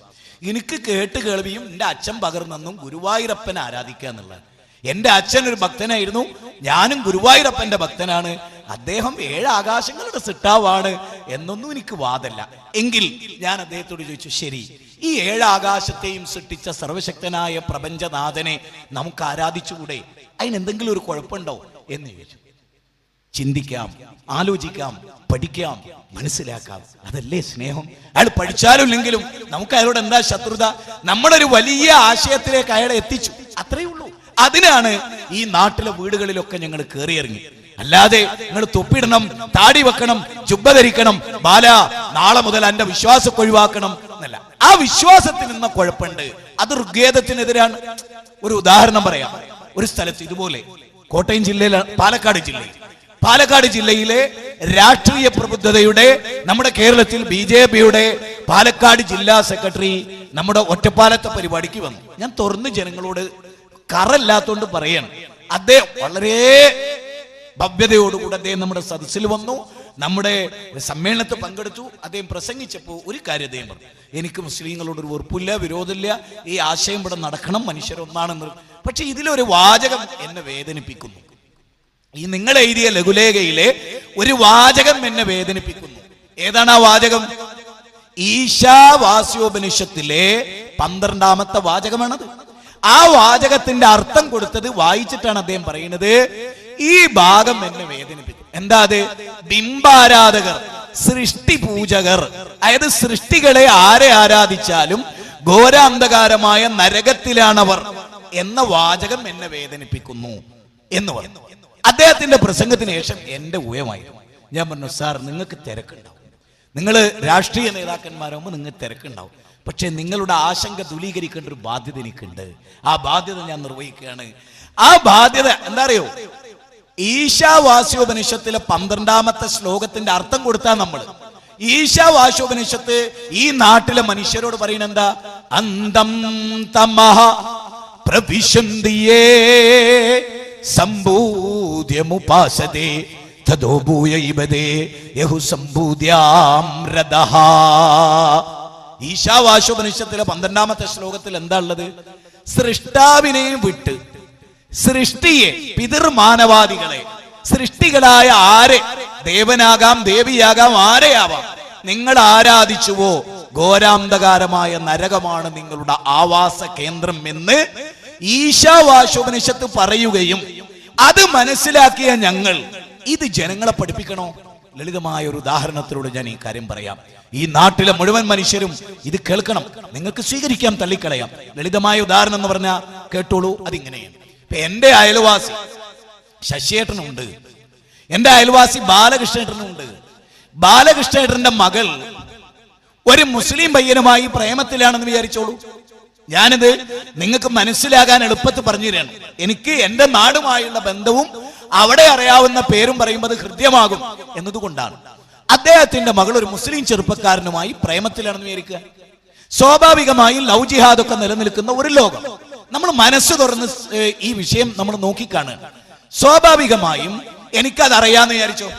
എന്റെ അയൽവാസിയായ ബാലകൃഷ്ണേട്ടന്റെ മകൾ ഒരു മുസ്ലിം ചെറുപ്പക്കാരനുമായി പ്രേമത്തിലാകുന്നു എന്ന് എനിക്കറിയാന്ന് വിചാരിക്കുക. അങ്ങനെ ഒരു സുപ്രഭാതത്തിൽ മകളെ കാണുന്നില്ല. ബാലകൃഷ്ണേട്ടന് ഓടി വരാനുള്ളത് എങ്ങോട്ടാണ്? നേരെ അയൽവാസിയെ എന്റെ വീട്ടിലേക്കാണ്. എന്റെ മോളെ കാണാനില്ല, നിങ്ങളെ വണ്ടി ഒന്ന് തരണം, നിങ്ങളൊന്ന് കൂടെ പോരണം എന്ന് പറയുമ്പോ ഞാൻ പറയാണ് ബാലകൃഷ്ണേട്ടനോട്, എന്ത് ബാലകൃഷ്ണേട്ടാ, നിങ്ങളെ മകൾക്കൊരു മുസ്ലിം പയ്യനുമായി 5 കൊല്ലമായി പ്രേമത്തിലാണെന്ന് എനിക്കറിയാമായിരുന്നു, ഇത് സംഭവിക്കുന്നു എനിക്കറിയാമായിരുന്നു എന്ന് പറഞ്ഞാൽ എന്റെ ഒരു അഭിപ്രായത്തിൽ ബാലകൃഷ്ണന്റെ പരുക്കം കൈകൊണ്ട് എന്റെ കണ്ണ് നോക്കി ഒറ്റടി എന്ന് പറഞ്ഞ് തരണം എന്നുള്ള അഭിപ്രായക്കാരനാണ് ഞാൻ. എന്റെ ഹൃദയമായ എന്റെ അയൽവാസിയായ ഏത് അയൽവാസി കുടുംബ ബന്ധം ഒരുപക്ഷെ പിന്നീടായിരിക്കും സഹായിയാകുക. അയൽവാസിയാണ് ലോകത്ത് ഏറ്റവും കൂടുതൽ സഹായ. ആ അയൽവാസിയായ ബാലകൃഷ്ണേട്ടന്റെ മകൾ ഒരു കുരുക്കപ്പെട്ടിട്ട് അത് അറിഞ്ഞിട്ട് ഞാൻ പറഞ്ഞിട്ടില്ലെങ്കിൽ എന്റെ കണ്ണിനൊന്ന് തരേണ്ട സുഹൃത്തുക്കളെ. അതാണ് എന്റെ അഭിപ്രായം, എന്റെ വ്യക്തിപരമായ അഭിപ്രായമാണ്. നാളെ ആരും കയറി തല്ലിവിടണ്ട. ഞാൻ പറഞ്ഞ ആ വിഷയത്തിന്റെ ഗൗരവം പറയാനാണ് പറഞ്ഞു. ഇനി നിങ്ങളൊന്ന് ആലോചിച്ചേ, ഇതുപോലെ തന്നെ ഈ ഉദാഹരണം നിങ്ങൾക്ക് മനസ്സിലായല്ലോ. സത്യത്തിൽ എന്താ വേണ്ടത്? അത് തുടങ്ങുമെന്ന് തന്നെ പറയും, ബാലകൃഷ്ണേട്ടാ, നിങ്ങളുടെ മോള് ഞങ്ങളുടെ സമുദായത്തിൽ ഒരു പയ്യനായിട്ട് ഇങ്ങനെ ഒരു പ്രശ്നമുണ്ട്, നാളെ ഇത് വേറൊരു റൂട്ടിലേക്ക് തിരിയാൻ പാടില്ല, ഇതാ അപകടമാണ്. അതല്ലേ മനുഷ്യത്വം എന്നാണ് ഞാൻ നിങ്ങളോട് ചോദിക്കണേ. അതല്ലേ സ്നേഹം എന്നാണ് ഞങ്ങളോട് ചോദിക്കണേ. അത് പറയാനാണ് ഞങ്ങൾ ഇവിടെ വന്നത്. തമ്മിൽ തല്ലരുത്, കലാപം ഉണ്ടാക്കരുത്, കുഴപ്പമുണ്ടാക്കരുത്, മനുഷ്യനായി ഒരു സെക്കൻഡ് ജീവിച്ച് മരിക്കാൻ നോക്ക് എന്ന് ജനങ്ങളോട് പറയണം. ഞങ്ങളോട് പറയണം, ഞങ്ങളോടാ പറയുന്നത്. ഞാനിവിടെ ഒരു പ്രസംഗം എങ്ങനെ ചെയ്യണം? സത്യം പടച്ചിറപ്പാണ്, തപസ്സാണ് പ്രസംഗം സുഹൃത്തുക്കളെ. ആ തപസ് നിങ്ങൾക്കത് മനസ്സിലാവില്ല. അറ്റാക്ക് വരും നമുക്ക്. ഒരു നാട്ടിൽ ചെന്നൊരു പ്രസംഗം നിങ്ങൾ എന്താ വിചാരിക്കുന്നത്? ഓരോ പ്രാസംഗികന്റെ നെഞ്ചെടുപ്പ് എന്താ നിങ്ങൾ വിചാരിക്കുന്നത്? ഒരക്ഷരം തെറ്റിയാൽ വമ്പിച്ച പ്രശ്നമാണ് ലോകത്ത്. സൂക്ഷ്മമായ ആവനായിൽ നിന്ന് കൈവിട്ടുപോയ അമ്പ് വാക്കും അത് തന്നെയല്ലേ സുഹൃത്തുക്കളെ. അപ്പൊ ഞാൻ പറയുന്നത്, ബാലകൃഷ്ണേട്ടന് ഈ അപകടത്തിൽ ഞാൻ മുൻകൂട്ടി അറിയിക്കണ്ടേ? ഇല്ലെങ്കിൽ ബാലകൃഷ്ണേട്ടൻ എന്നോട് ദേഷ്യം പിടിക്കില്ലേ? അതുപോലെ ഈ നാട്ടിലെ ഹൈന്ദവരായാലും ക്രൈസ്തവരായാലും അവരുടെ വിശ്വാസത്തിൽ, മുസ്ലിമീങ്ങളുടെ വിശ്വാസത്തിൽ തെറ്റുണ്ട് എന്ന് ഞങ്ങൾ മനസ്സിലാക്കുന്നു. ആ തെറ്റ് അനുസരിച്ച് അവർ ജീവിച്ചാൽ ദൈവസന്നിധിയിൽ അവർ ശിക്ഷിക്കപ്പെടും എന്ന് ഞങ്ങൾ മനസ്സിലാക്കുന്നു. സ്വാഭാവികമായും സ്നേഹമുള്ള ഞങ്ങൾ എന്താ വേണ്ടത്? ആ വീട്ടിലേക്ക് അത് കയറി ചെന്നിട്ട്, ഇപ്പൊ നിങ്ങൾക്കറിയാം, കേസരിയുടെ പത്രാധിപരായിട്ട് ഗോപാലൻകുട്ടി മാഷ് എന്റെ അയൽവാസി ഒരുപാട് കാലമായി. 6 മണിക്കൂറാണ് പെരിന്തൽമണ്ണയിൽ അദ്ദേഹവുമായി ഞങ്ങൾ സംവാദത്തിൽ ഏർപ്പെട്ട്. അദ്ദേഹത്തിന് പറയാനുള്ള അദ്ദേഹം പറയും, ഞങ്ങൾക്ക് പറയാനുള്ള ഞങ്ങൾ പറയും. അങ്ങനെ ഇതാണ് നമ്മുടെ ഇന്ത്യ, ഇതാണ് നമ്മുടെ രാജ്യം. വാദപ്രതിവാ അത് സ്നേഹത്തിലാവണം. ഇതാ ഞങ്ങൾ ഇന്ന കാര്യം ചെയ്യുന്നത് ഇന്നതുകൊണ്ടാണ്. ഞങ്ങൾ എന്തുകൊണ്ടാണ് നഖം വെട്ടുന്നത്? എന്തുകൊണ്ടാണ് ഞങ്ങൾ മീശ വെട്ടി ഒതുക്കുന്നത്? എന്തുകൊണ്ടാണ് ഞങ്ങൾ ചേലാകർമ്മം ചെയ്യുന്നത്? അതിന് ഇന്ന കാരണങ്ങളുണ്ട്. ഇന്നെന്നതാണ് അതിൽ അടങ്ങിയിരിക്കുന്ന ആശയം, ഇന്ന സംഗതികളാണ് അവിടെ ഉള്ളത് എന്ന് ജനങ്ങളോട് പറയാൻ, ജനങ്ങളെ പഠിപ്പിക്കാൻ. ഇനി ഒരു വേദഗ്രന്ഥത്തിൽ നിന്ന് ഒരു ഉദ്ധരണി ഉദ്ധരിക്കുമ്പോ അതാണോ അതിലുള്ളത് എന്ന് പരിശോധിക്കാൻ. രസകരമായി ഞാൻ നിങ്ങളോട് പറയുന്നു, ഈ ലോകത്തെ സൃഷ്ടിച്ചതാരാന്ന് എപ്പോഴെങ്കിലും ഗൗരവമായി ഹൈന്ദവരും ക്രൈസ്തവരും മുസ്ലിങ്ങളും ചിന്തിച്ചിട്ടുണ്ടോ? ഇപ്പൊ നിങ്ങൾ ആലോചിച്ച് നോക്കണേ, വിശുദ്ധ ഖുർആൻ മനുഷ്യരോട് പറയുന്നത് 7 ആകാശവും അതിന് തുല്യമായ ഭൂമിയും, 7 ഭൂമിയും 7 ആകാശവും, ഇതിനെ സൃഷ്ടിച്ചവനാകുന്നു ലോകത്തിന്റെ സൃഷ്ടാവ്, അവനെയാകുന്നു ആരാധിക്കേണ്ടത് എന്ന് വേദഗ്രന്ഥം പറഞ്ഞാൽ പിന്നെ എവിടെയാ നമുക്ക് പ്രശ്നം എന്നാണ് ഞാൻ ചോദിക്കുന്നത്. എവിടെയാ നമുക്ക് മനസ്സിലാവാത്തത്? എല്ലാ മനുഷ്യരെയും സൃഷ്ടിച്ച ലോകത്തിന്റെ നാഥനെയാണ് ആരാധിക്കേണ്ടത് എന്ന് വളരെ കൃത്യമായി പഠിപ്പിക്കുന്നു. ലോകത്തെല്ലാ മതങ്ങളും. യേശുക്രിസ്തുവിനോട് ഒരു ചോദ്യം, അവിടുത്തെ നിയമജ്ഞരിൽപ്പെട്ട ഒരാൾ വന്നിട്ട് യേശുക്രിസ്തുവിനോട് ചോദിക്കുകയാണ്. ഈ ചോദ്യം ബൈബിളിലുണ്ട്. ആ ചോദ്യത്തിന് യേശുക്രിസ്തു നൽകിയ മറുപടിയും ബൈബിളിലുണ്ട്. ബൈബിൾ വായിച്ചിട്ട് നമ്മളൊരു ക്രിസ്ത്യാനിയോട് ചോദിക്കുന്നു, അല്ല ജോർജേ, ഈ മാർക്കോസിലെ 12-ാമത്തെ അധ്യായത്തിലെ 29-ാമത്തെ വചനത്തെ ജോർജ് നിനക്ക് എങ്ങനെ കാണാൻ കഴിയുന്നു എന്നത് ഗൗരവമായ ചോദ്യമാണ്. എന്താ അത്? യേശുക്രിസ്തുവിനോട് ചോദിക്കും, ഗുരു, ഏറ്റവും സുപ്രധാനമായ കൽപ്പന എന്താണ്? കള്ളു കുടിക്കരുത് എന്നാണോ? വ്യഭിചരിക്കരുത് എന്നാണോ? പാവപ്പെട്ടവരെ ഉപദ്രവിക്കരുത് എന്നാണോ? ആളുകൾക്ക് ചോറ് കൊടുക്കണം എന്നാണോ? നിന്നെ പോലെ നിന്റെ അയൽവാസിയെ സ്നേഹിക്കണമെന്നാണോ? എന്താ ഗുരു ഏറ്റവും പ്രഥമമായ കൽപ്പന? ആ ചോദ്യത്തിന് യേശുക്രിസ്തുവിന്റെ മറുപടി എന്താ?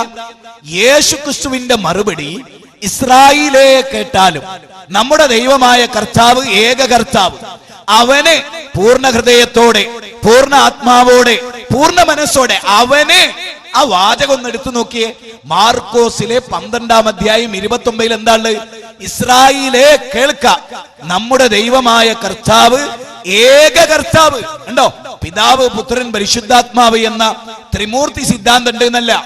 ഫിൻലെ എന്ന് പറയുന്ന ലോകപ്രസിദ്ധനായ ഒരു ബൈബിൾ പണ്ഡിതനുണ്ട്, ഫിൻലെ. അദ്ദേഹം പറയാണ്, കത്തോലിക്ക സഭയുടെ വിശ്വാസം ട്രിനിറ്റി ആകുന്ന കാലം അത്രയും എന്റെ വിശ്വാസതായിരിക്കും. പക്ഷെ ഒരാൾ എന്നോട് പിതാവ്, പുത്രൻ, പരിശുദ്ധാത്മാവ് എന്ന മുക്കൂട്ട് ദൈവത്തെ കുറിച്ച് ചോദിച്ചാൽ ഒരക്ഷരം പറയാൻ എനിക്ക് കഴിയില്ല. ഞാൻ ഈ കഴിഞ്ഞ ദിവസം ഒരു മഹാസ്വാമിജിയോട് ഞാൻ ചോദിച്ചു, അദ്വൈത സിദ്ധാന്തം 2 മിനിറ്റ് കൊണ്ട് എനിക്ക് പഠിപ്പിച്ചു തരാൻ പറ്റുമോ? അദ്ദേഹം പറഞ്ഞു, 2 നൂറ്റാണ്ട് എടുത്താലും എനിക്ക് പഠിപ്പിച്ചു തരാൻ കഴിയില്ല. ഞാൻ പറഞ്ഞു, ഞങ്ങൾ പഠിപ്പിക്കുന്ന ഏകദൈവാരാധന 1 മിനിറ്റ് കൊണ്ട് നിങ്ങൾക്ക് പഠിപ്പിച്ചു തരും. അതാ വ്യത്യാസം. ദൈവം അവതരിപ്പിച്ചതിനുള്ള പ്രശ്നത, മനുഷ്യന് ഈ ബുദ്ധി വ്യായാമം ചെയ്ത് കാട് കയറി ആർക്കും തിരിയാത്തത് പറയലാണ് തത്വശാസ്ത്രം എന്ന് ലോകം വിധിച്ചിരിക്കുന്നു. മാധവട്ട, ആ വിത്തിറക്കില്ലേ, ആ വിത്ത് മുളപ്പിക്കുന്നവൻ അല്ലാഹു. That's all. ലോകരെ, മനുഷ്യരെ, ഞാൻ അതിനൊരു ഉദാഹരണം പറയാം. അഫറഅയ്തുമുൽ മാഅ അല്ലദീ തശ്റബൂൻ അൻതും അൻസൽതുമൂഹു മിനൽ മുസ്നി അം നഹ്നുൽ മുൻസിലൂൻ ലൗ നശാഉ ജഅൽനാഹു ഉജാജൻ ഫലൗലാ തഷ്കുറൂൻ. ഖുർആനിൽ അദ്ദാരിയാത്ത് 66, 68, 69, 70 വചനങ്ങൾ. ആ ചോദ്യം എല്ലാവരോടാണ്. അഫറഅയ്തുമുൽ മാഅ അല്ലദീ തശ്റബൂൻ, അല്ല നിങ്ങൾ കുടിക്കുന്ന വെള്ളത്തെ കുറിച്ച് നിങ്ങൾ ചിന്തിച്ചിട്ടുണ്ടോ? മനുഷ്യരെ, നിങ്ങൾ കുടിക്കുന്ന വെള്ളത്തെ കുറിച്ച് നിങ്ങൾ ചിന്തിച്ചിട്ടുണ്ടോ? എന്താ ആ ചോദ്യം? കുടിക്കുന്ന വെള്ളത്തെ കുറിച്ച് നിങ്ങൾ ആലോചിച്ചിട്ടുണ്ടോ എന്ന് ഖുർആൻ. അല്ലാണ്ട് കിട്ടിയ വെള്ളം മുഴുവൻ ആഞ്ഞ് കുടിച്ച് പള്ളയും വീർപ്പിച്ച് മൂത്രമൊഴിച്ച് എണീച്ച് പോകാനല്ല ഇസ്ലാം പറഞ്ഞത്. ആ കുടിക്കുന്ന വെള്ളത്തെ കുറിച്ച് നേരത്തെ ഫൈസൽക്ക പറഞ്ഞില്ലേ, 6 കാര്യങ്ങൾ ശ്രദ്ധിച്ചുകൊണ്ടല്ല അതൊരു മുസ്ലിമിന് ഒരു ഗ്ലാസ് വെള്ളം കുടിക്കാൻ കഴിയില്ല. ലോകത്തുണ്ടോ അങ്ങനെ? എന്താ, ഞാൻ ഒരൊറ്റ വാചകം പറഞ്ഞോട്ടെ, ഓരോ കാര്യങ്ങൾ പറയുമ്പോ ഓരോന്നായി പോകും. അതങ്ങനെ വന്നു പോകുന്നത് ഈ വിഷയത്തോടുള്ള നമ്മുടെ ആർത്തിയും ആഗ്രഹവും. ഒരാളെങ്കിലും തെറ്റിദ്ധാരണ തിരിച്ചാൽ പടച്ചോനെ ജീവിതം ധന്യമായി എന്ന ചിന്തയുമാണ്. സുഹൃത്തുക്കളെ, അഫറഅയ്തുമുൽ മാഅ അല്ലദീ തശ്റബൂൻ, നിങ്ങൾ കുടിക്കുന്ന വെള്ളത്തെ കുറിച്ച് നിങ്ങൾ ചിന്തിച്ചിട്ടുണ്ടോ? ആ അൻതും, വല്ലാത്തൊരു ചോദ്യം. ആ അൻതും അൻസൽതുമൂഹു മിനൽ മുസ്നി അം നഹ്നുൽ മുൻസിലൂൻ, അല്ല നിങ്ങൾ ആരെങ്കിലും ആണോ ഈ മഴ ചൊരിഞ്ഞു കൊടുക്കുന്നത്? മാനവ സമൂഹത്തിന് ഭൂമുഖത്തേക്ക് മഴ ചൊരിഞ്ഞ് ആ ഭൂമിയിൽ നിന്ന് സുമ്മ ശഖഖനൽ അർള ശഖ്ഖ ഫഅംബത്നാ ഫീഹാ ഹബ്ബൻ വഇനബൻ വഖലബൻ വസൈതൂനൻ വനഖ്ലാ വഹദായിക ഉൽബാ വഫാഖിയതുൻ വഅബ്ബാ മതാഅൻ ലക്കും വലിഅനാമിക്കും. ഭൂമിയിൽ നിന്ന് സസ്യങ്ങൾ മുളപ്പിച്ച് നിങ്ങൾക്ക് തരുന്നവൻ ആരാണ്? വല്ലാത്തൊരു ചോദ്യമല്ലേ? അതിലെന്ത് വർഗീയത ഉള്ളത്? മുഹമ്മദ് നബിയാണ് നിങ്ങൾക്ക് മഴ ചൊരിഞ്ഞു തരുന്നത് എന്നാണോ പറഞ്ഞ്? മനുഷ്യരെ, നിങ്ങൾ കുടിക്കണ വെള്ളം നിങ്ങൾക്ക് ആരാ തന്നത്? എന്നിട്ടൊരു വാചകം, ലൗ നശാഉ ജഅൽനാഹു ഉജാജൻ ഫലൗലാ തശ്കുറൂൻ. നാം ഉദ്ദേശിച്ചിരുന്നുവെങ്കിലേ ആ ശുദ്ധജലല്ലേ അതിനെ നാം ഉപ്പുജലമാക്കി മാറ്റുമായിരുന്നു. എന്താ നിങ്ങൾ ചിന്തിക്കാത്തത്? എന്താ സംഭവം നിങ്ങൾക്ക് മനസ്സിലായോ? കടലിലെ നീരാവി, അതായത് കടലിലെ ഉപ്പിനെ കടലിൽ വെച്ച് ശുദ്ധീകരിച്ചു ഫിൽട്ടർ ചെയ്ത് ശുദ്ധവെള്ളാക്കി പടച്ചോനോട് നീരാവിയായിട്ട് കൊണ്ടുപോവാണ്. അതിനെയാണ് മഴയാക്കി ഇങ്ങോട്ട് തരുന്നത്. കടലിലെ, അല്ലാതെ ചെറിയ കുളത്തിലെയോ നമ്മുടെ ഡാമിലെയോ ഈ വെള്ളം നീരാവിയായി അതല്ല. അത് മാത്രമല്ല നമുക്ക് മഴയായി ഇവിടെ വരുന്നത്. ഉപ്പ് സാഗരത്തിലെ ആ ഉപ്പിനെ അതുകൊണ്ടാ ചോദിച്ചത്, ആ ഉപ്പ് ജലത്തെ ഉയർത്തി അത് പെയ്യിപ്പിക്കാൻ കഴിവുള്ള നാം എന്താ മനുഷ്യരെ നിങ്ങൾ ചിന്തിക്കാത്തത്? ഏറ്റവും അത്ഭുതകരമായ ഒരു ഖുറാനിക വചനം സാധാരണക്കാർക്ക്. മത്തി, അയില, അതുപോലുള്ള ഏത് മത്സ്യവും, മനുഷ്യർ കഴിക്കുന്ന ഏത് മത്സ്യവും, നിങ്ങൾക്ക് അതിന്റെ അത്ഭുതം അറിയോ? വിശുദ്ധ ഖുർആന്റെ പരാമർശം എന്താ അറിയോ? ഉപ്പുജലമില്ലാത്ത പുഴയിലെ മത്സ്യവും ഉപ്പുജലമുള്ള കടലിലെ മത്സ്യവും പരിശുദ്ധമായ ഭക്ഷണമാണ്, ഉപ്പ് കലരാത്ത ഭക്ഷണമാണ്. എന്താ അതിന്റെ അത്ഭുതം? നിങ്ങൾ ആരെങ്കിലും ചിന്തിച്ചിട്ടുണ്ടോ? ഈ ഗ്ലാസ് ബ്ലോക്കിലെ ഫിഷുകളെ കണ്ടിട്ടുണ്ടോ? നല്ല കളർഫുൾ ആയ ഫിഷുകളെ. നിങ്ങൾ ജീവിതത്തിൽ, ഞാൻ ലക്ഷദ്വീപിലെ കടലിന്റെ അടിയിൽ 20 അടി താഴെ ഓക്സിജൻ സിലിണ്ടർ 5 തവണ എന്റെ ജീവിതത്തിലെ ഓർമ്മകളിൽ എന്റെ ശരീരത്തിൽ കൊളുത്തി ആഴക്കടലിലെ അത്ഭുതങ്ങൾ കണ്ണുകൊണ്ട് നിറഞ്ഞ് കണ്ട് പടച്ചോനെ റബ്ബന മാ ഖലഖത ഹാദാ ബാതില എന്നൊരായിരം തവണ പറഞ്ഞ് എന്റെ ജീവിതത്തിലെ നിമിഷങ്ങളിൽ ഒന്ന് മത്സ്യത്തിന് പടച്ചോൻ നൽകിയ ഡിസൈനിങ്. അല്ല ചോദിക്കുന്നുണ്ട്, ഇന്നേക്കാൾ വലിയൊരു ഡിസൈനറെ നിങ്ങൾ എനിക്കൊന്ന് കാണിച്ചു തരുമോ? ഞാൻ നൽകിയ ഡിസൈന് പോലെ ഡിസൈനറെ നിങ്ങൾ എനിക്ക് കാണിച്ചു തരുമോ എന്ന് ഖുറാന്റെ ചോദ്യം. അവിടെ ഞാനൊരു അത്ഭുതം പറഞ്ഞോട്ടെ. ഈ കളർഫുള്ളായ നമ്മൾ ചില്ലിലിടുന്ന ഈ ഫിഷിനെ നിങ്ങൾ തിന്നു നോക്കിയിട്ടുണ്ടോ? ഈ ഇരിക്കണ ആരെങ്കിലും? ഞാൻ തിന്നു നോക്കിയിട്ടുണ്ട്. എന്തിനെന്നറിയോ? പടച്ചോനെ മനസ്സിലാക്കാൻ. അതായത് നമ്മളിപ്പോ മാർക്കറ്റിലെ ചില മത്സ്യങ്ങളെ കണ്ട ആ മത്സ്യത്തിന്റെ ടേസ്റ്റ് എന്താണെന്നറിയോ നിങ്ങൾക്ക്? ആ മത്സ്യത്തിന്റെ രുചി എന്താ അറിയാം? മത്സ്യത്തിന്റെ സ്കിന്നിലൂടെ നോക്ക് സുഹൃത്തെ, സാധാരണക്കാരാ മനുഷ്യ, പച്ചയായ ആവിഷ്കാരം പറയുന്നത്. ഭാഷയില്ല ഇതിന്. ഇത് ഹൃദയത്തിന്റെ ഭാഷയാണ്. ഹൃദയത്തിൽ നിന്ന് ഹൃദയത്തിലേക്കാണ്. ഞാൻ ചോദിക്കുന്നു, നിങ്ങൾ ആലോചിച്ചു, ഉപ്പിൽ ഒരു കുപ്പി ഉപ്പ് വെള്ളത്തിൽ പിന്നെ നെല്ലിക്കെട്ടാൽ, അത് ക്യാരറ്റ് ഇട്ടാൽ, കേബേജ്, എന്ത് നിങ്ങൾ ഇട്ടോ, കുറഞ്ഞ ദിവസം കൊണ്ട് ആ സാധനത്തിന് ഉപ്പിന്റെ ടേസ്റ്റ് ആയിരിക്കും. ഉപ്പ് കലർന്ന ടേസ്റ്റ് ആയിരിക്കും. അതിന്റെ എല്ലാ ഭാഗത്തും ഉപ്പ് എത്തും. ഞാൻ ചോദിക്കുന്നു, മത്സ്യത്തെ കടലിൽ എത്ര നൂറ്റാണ്ട്, എത്ര സഹസ്രാബ്ദമായി പടച്ചോനിട്ട് വെച്ചിട്ട് അതിന്റെ സ്കിന്നിലൂടെ ഇന്ന് വരെ ഉപ്പ് കയറിയിട്ടുണ്ടോ അതിന്റെ ശരീരത്തിലേക്ക്?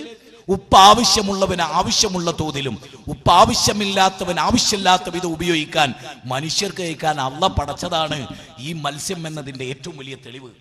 ഇനി വർണ്ണരാജിയുള്ള മത്സ്യം ഉണ്ടല്ലോ, അത് തിന്നാനല്ല അള്ള സംവിധാനിച്ച്. അതുകൊണ്ട് അതൊന്ന് തിന്നു നോക്ക്. കയ്പ് ടേസ്റ്റ് ആണ്, വായി നിറക്കാൻ കഴിയില്ല.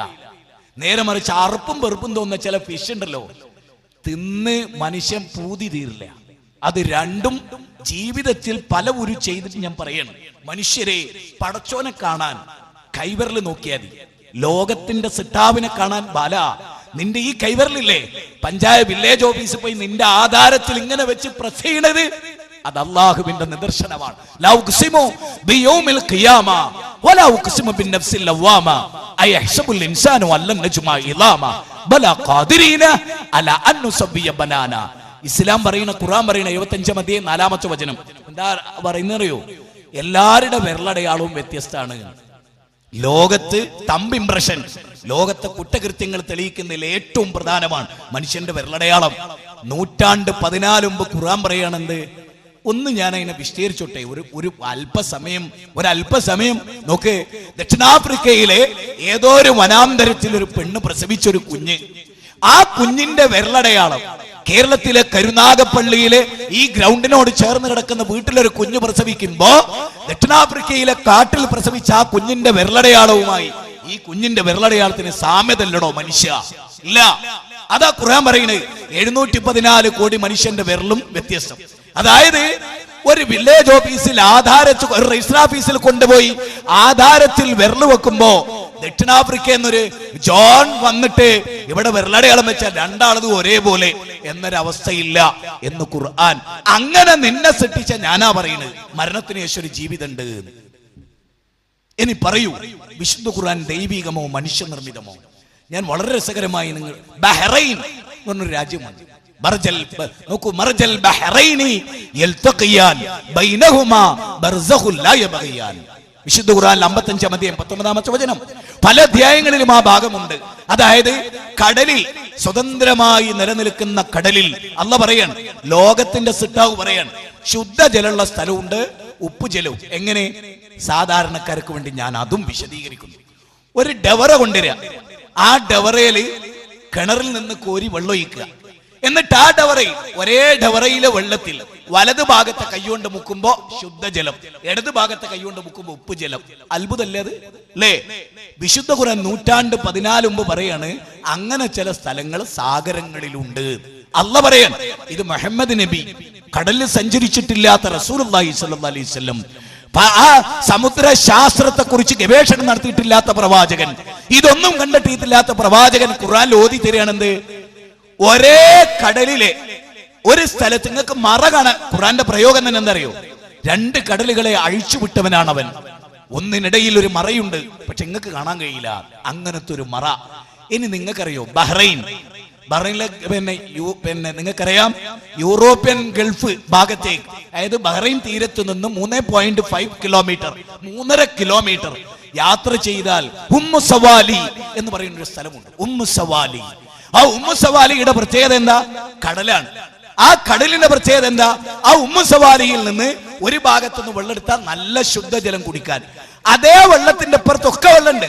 ആ വെള്ളത്തിന്റെ ഒരു ഭാഗത്ത് കൈയിടുമ്പോ ശുദ്ധജലം, ആ ഏരിയ മുഴുവനും ശുദ്ധജലം. അതിന്റെ അപ്പുറത്തും ഇപ്പുറത്തും ഒക്കെ എന്തുണ്ട്? ഉപ്പുജലം. പക്ഷെ ഈ ഉപ്പുജലം ശുദ്ധജലവുമായി കൂടിക്കല്ലാതെ അങ്ങനെ നിൽക്കുകയാണ്. നിങ്ങൾക്ക് മനസ്സിലാകുമെങ്കിൽ, നിങ്ങൾ പഠിക്കുമെങ്കിൽ ഞാൻ പറഞ്ഞുതരാം തെളിവ്. 15-12-1988 ഖലീജ് ടൈംസിൽ ഒരു വാർത്തയുണ്ടായിരുന്നു. എന്താ വാർത്ത? ബഹ്റൈൻ സർക്കാർ ഈ ഉമ്മു സവാലിയിൽ നിന്ന് ബഹ്റൈനിലെ മുഴുവൻ മനുഷ്യർക്കും വെള്ളത്തിക്കണമെന്നു. ബഹ്റൈനുകാർ വെള്ളം കുടിക്കണം ഉമ്മു സവാലിയിൽ നിന്നാണ്. മർജൽ ബഹ്റൈനി യൽതഖിയാൻ ബൈനഹുമാ ബർസഖുൻ ലാ യബ്ഗിയാൻ. ലോകത്ത്, ഞാനിവിടെ ആത്മാർത്ഥമായി പറയും, എനിക്കൊരു ഉറപ്പുണ്ട്. ആ ഉറപ്പ് എന്താന്ന് വെച്ചാൽ, ഈ ആശയത്തെ തോൽപ്പിക്കുന്ന ഒരാശയം ഈ മണ്ണിൽ ഒരാൾക്കും അവതരിപ്പിക്കാൻ ഈ സ്റ്റേജിൽ ധൈര്യം ഉണ്ടാവില്ല. ആയുധത്തിന്റെ ധൈര്യമല്ല, മസിൽ പവറിന്റെ ധൈര്യമല്ല. ഒരാൾ കയറി ഒറ്റടി അടിച്ച് ഞാൻ ഇവിടെ ബോധം കെട്ടുപോണു. പക്ഷേ ഈ അവതരിപ്പിക്കുന്ന ആശയത്തെ തോൽപ്പിക്കാൻ ലോകത്തിൽ ഏത് വിജ്ഞാന ചക്രവർത്തി വന്നാലും ഓന് സാധിക്കൂല. കാരണം ഓനെ പടച്ചോൻ അവതരിപ്പിച്ച് മാത്രമേ ഇവിടെ പറയുന്നുള്ളൂ. ഓനപ്പടച്ച ഒറ്റ കാര്യം, ചരിത്രത്തിലെ വിശുദ്ധ ഖുർആൻ ലോകത്ത് മനുഷ്യർക്ക് നടത്തിയിട്ടുള്ള പരാമർശങ്ങളിൽ ഇപ്പൊ നമുക്കറിയാം, ലോകത്ത് 40 ദശലക്ഷം പുഷ്പങ്ങളിൽ നിന്നാണ് 1/2 ലിറ്റർ തേനുണ്ടാകുന്നത്. 1/2 ലിറ്റർ തേനുണ്ടാക്കുന്ന തേനീച്ച. ആ തേനീച്ച എന്ന് പറയുന്ന ഒരു അധ്യായം ഉണ്ട് ഖുർആനിൽ. എന്റെ പ്രിയപ്പെട്ട ഹൈന്ദവ സഹോദരങ്ങളെ, ഞങ്ങളെ കയ്യിൽ നിങ്ങൾക്ക് തരാൻ ഖുർആന്റെ കോപ്പിയുണ്ട്. നിങ്ങൾ ചോദിക്കണം, ഇന്ന് തരാൻ കഴിഞ്ഞില്ലേ, നാളെ കഴിഞ്ഞില്ല, അടുത്ത ആഴ്ച നിങ്ങൾക്ക് എത്തിച്ചു തരും. നിങ്ങൾ വായിക്ക്, ഭവ്യതയോടെ നിങ്ങൾ അത് വായിക്ക്. അതിൽ ഖുർആനിൽ 16-ാമത്തെ അധ്യായം തേനീച്ചാണ്. അതിൽ 68-69 വാചകം 1400 വർഷങ്ങൾക്ക് മുമ്പ് പ്രവാചകൻ അവതരിപ്പിച്ചു കൊടുത്ത വാചക. ആ വാചകം എന്താണെന്നറിയോ നിങ്ങൾ? ഗൗരവമായി നമ്മൾ പഠിക്കുമെങ്കിൽ, മനസ്സിലാക്കുമെങ്കിൽ ഞാൻ നിങ്ങൾക്ക് ചില കാര്യങ്ങൾ അത്ഭുതത്തോടു കൂടി പറഞ്ഞുതരാം. എന്താണെന്നറിയോ? തേനീച്ചയെ കുറിച്ചാണ് അവിടെ ഖുർആൻ സംസാരിക്കുന്നത്. ആ തേനീച്ചയെ കുറിച്ച് സംസാരിക്കുന്നിടത്ത് വിശുദ്ധ ഖുർആൻ പറയുന്ന കാതലായ ചില വശങ്ങളുണ്ട്. അതെന്താണെന്ന് ചോദിച്ചാൽ അത് നിങ്ങൾക്ക് മനസ്സിലാവും. ഖുർആൻ പ്രാണിശാസ്ത്രവുമായി ബന്ധപ്പെട്ട് പറയുന്ന ഏത് കാര്യത്തിലും അതിൽ തേനീച്ച, നിങ്ങൾക്കറിയാം, 1876 ഹോളണ്ടുകാരനായ സോമർഡാം എന്ന് പറയുന്ന ശാസ്ത്രകാരനാണ് പെൺതേനീച്ചയാണ് കൂടുണ്ടാക്കുന്നത് എന്നുള്ളത് കണ്ടെത്തി. ഹോളണ്ടുകാരനായ സോമർഡാം എന്ന് പറയുന്ന ശാസ്ത്രകാരനെ ലോകം മറക്കില്ല, പ്രാണിശാസ്ത്രം പഠിക്കുന്നവർ മറക്കില്ല. ആ സോമർഡാം പറയാണ്, തേന് ശേഖരിക്കുന്നതും തേൻ കൂടുണ്ടാക്കുന്നതും ഈ സംഗതികളൊക്കെ ചെയ്യുന്നത് പെൺ തേനീച്ചയാകുന്നു എന്ന് എപ്പോഴാ പറയുന്നത്? 1876 മറക്കണ്ട. എന്നാൽ 1400 വർഷങ്ങൾക്ക് മുമ്പ് ഖുർആൻ തേനീച്ചകളെ കുറിച്ച് പറഞ്ഞിടത്ത് ഉപയോഗിച്ച പ്രയോഗം പുല്ലിംഗമാണോ സ്ത്രീലിംഗമാണോ? ഖുർആൻ ഉപയോഗിച്ച 3 കാര്യങ്ങൾ, ആ ആയത്തിൽ വരുന്ന 3 കാര്യങ്ങൾ, ഇത്തഖദീ പെണ്ണെ നീ ഉണ്ടാക്ക്. പെണ്ണിനോട് പറയാണ്. അള്ളാഹു വിശുദ്ധ ഖുർആൻ അവതരിപ്പിച്ചെടുത്ത് പറയാണ്, തേനീച്ചക്ക് ദിവ്യബോധനം നൽകി. ദൈവത്തിൽ നിന്ന് തേനീച്ചക്ക് ബോധനമുണ്ടായി. ഏത് തേനീച്ചക്ക്? പെൺ തേനീച്ചക്കുണ്ടായി. പെണ്ണെ നീ കൂടുണ്ടാക്ക്, നീ തേൻ ശേഖരിക്കുക. മാത്രമല്ല അവയുടെ വയറുകളിൽ നിന്ന് നിങ്ങൾക്ക് വിശിഷ്ടമായ തേൻ കിട്ടുന്നു എന്ന് ഖുർആൻ പറഞ്ഞു. ആധുനിക സയൻസ് പറയുന്നത് എന്താ? ഒരു തേനീച്ച എന്ന ചെറിയ തേനീച്ചയിൽ നമുക്ക് കണക്കാക്കാനാകാത്ത അറകളിലൂടെയാണ്, വ്യത്യസ്ത വയറുകളിലൂടെയാണ് ഈ തേൻ പുറത്തു വരുന്നത്. ഇനി ഞാൻ എന്റെ മാധവേട്ടനോട് എന്റെ ഹൃദയത്തിൽ തട്ടിക്കൊണ്ട് ഞാൻ ചോദിക്കുന്നു, സുരേന്ദ്രനോട്, ദേവദാസനോട്, നിനക്ക് പറയാൻ കഴിയുമോ ഈ ഗ്രന്ഥം മനുഷ്യനിർമ്മിതമാണെന്ന്? എങ്കിൽ നീ പഠിച്ചോ. ലോകത്തെ സകല വേദങ്ങളെയും മുൻനിർത്തി സാക്ഷ്യം നിർത്തി പഠിക്കാൻ അല്ലേ? ഓം അസതോമാ സദ്ഗമയ തമസോമാ ജ്യോതിർഗമയ അമൃത. നോക്കൂ, നമ്മുടെ പ്രഖ്യാപനം തന്നെ എന്താ? അസത്യത്തിൽ നിന്ന് സത്യത്തിലേക്ക് എത്തിക്കണേ. എന്നെ ഹിന്ദുവായി മരിപ്പിക്കണേന്നല്ല, എന്നെ ഒരു മുസ്ലിം നാമധാരിയായി മരിപ്പിക്കണമെന്നല്ല, സത്യത്തെ പുൽകുന്നവനായി ഇരുട്ടിൽ നിന്ന് വെളിച്ചത്തിലേക്ക്. അതല്ലേ തമസോമാ ജ്യോതിർഗമയ മൃത്യുമാ അമൃതംഗമയ. നശ്വരമായ ജീവിതത്തിൽ നിന്ന് അനശ്വരമായ ജീവിതത്തിലേക്ക്. അല്ലേ? ആലോചിച്ചു നോക്കൂ നിങ്ങൾ, ആലോചിച്ച് ചിന്തിച്ചു നോക്കൂ നിങ്ങൾ. അതുകൊണ്ട് ലോകത്തിന്റെ സിട്ടാവ് അവതരിപ്പിച്ചൊരു ഗ്രന്ഥം. ഇതിലേറെ രസകരമായ ഒരു കാര്യം എന്താ? അറേബ്യയിൽ പ്രവാചക തിരുമേനി വരുമ്പോൾ ഒട്ടകത്തിന്റെ കയറും പിടിച്ച് നടന്നവരായിരുന്നു അറബികൾ. Pandit Jawaharlal Nehru glimpses of world ഹിസ്റ്ററിയിൽ വാട്ട് ഹാപ്പൻഡ് ഇൻ ഹിസ്റ്ററി എന്ന ഗ്രന്ഥത്തിൽ ഗോഡ് ആൻഡ് ചൈൽഡ്, ആർസിദത്തിന്റെ ഇന്ത്യയുടെ ചരിത്രം പറയുന്നിടത്തും ഡോക്ടർ രാധാകൃഷ്ണൻ ഇന്ത്യൻ ഫിലോസഫി എഴുതിയിടത്തും എല്ലാം ഈ കാര്യം ചർച്ച ചെയ്തിട്ടുണ്ട്. അറേബ്യ ചരിത്രത്തിൽ ഒന്നായിരുന്നില്ല. ആ അറേബ്യയെ ലോക ചരിത്രത്തിൽ തുല്യതയില്ലാത്ത ഒരു സമൂഹമാക്കി മാറ്റി. കഥയല്ല, ഇതിഹാസമല്ല, കവിതയല്ല, ചരിത്രമായിരുന്നു സുരേന്ദ്ര, ചരിത്രമായിരുന്നു രാകേഷ്. അത് ലോകത്തിൽ ഒരു മഹാചരിത്രമായിരുന്നു. അത് നിനക്ക് കിട്ടണം, അറിയണം എന്ന് ഞങ്ങൾ ആഗ്രഹിക്കുന്നു. ഇവിടുത്തെ മുസ്ലിമീങ്ങളോട് ഞങ്ങൾ പറയും, നിങ്ങൾ ഖുർആനിലേക്ക് വരൂ. ഡേവിഡ് മൂസ പിറ്റ്കോക്ക് എറണാകുളം സമ്മേളനത്തിൽ പറഞ്ഞൊരു വാചകമുണ്ട്. അതെന്താ? ഒരു നല്ല ഉൽപ്പന്നത്തെ ഒരു ചീത്ത സെയിൽസ്മാന്റെ കൈ കൊടുത്ത് എങ്ങനെ ഉണ്ടാവും? അതുപോലെയാണ് ഇന്നത്തെ മുസ്ലിങ്ങൾ അവസ്ഥ. ഞങ്ങൾ സമ്മതിക്കുന്നു നിങ്ങളോട്, ഞങ്ങൾ നിങ്ങളോട് സത്യം പറഞ്ഞാൽ ഒരു കുറ്റബോധം ഞങ്ങൾ അവതരിപ്പിക്കുന്നു. മുസ്ലിമീങ്ങൾക്ക് ഈ ഖുർആനും സുന്നത്തും അനുസരിച്ച് ജീവിക്കാൻ കഴിഞ്ഞില്ലല്ലോ എന്ന ദുഃഖം ഞങ്ങൾക്കുണ്ട്. അവിടെയാണ് ഞങ്ങൾ നിങ്ങളോട് പറയുന്നത്, ഹിരണ്യഗർഭഃ സമവർത്തദാഗ്രേ ഭൂതസജാത പതിരേക ആസീത്. ഋഗ്വേദം 10-ാം മണ്ഡലം 121-ാമത്തെ സൂക്തം 1-ാമത്തെ റക്ക്. ആകാശഭൂമികളെ സൃഷ്ടിക്കുന്നതിന് മുമ്പ് ആ പരാശക്തിയുണ്ട്. അവനാണ് ആകാശഭൂമികളെ സൃഷ്ടിച്ചത്, അവനാണ് ഈ ലോകത്തെ നിയന്ത്രിക്കുന്നത്, അവനെയാണ് ആരാധിക്കേണ്ടത്. വ്യക്തം.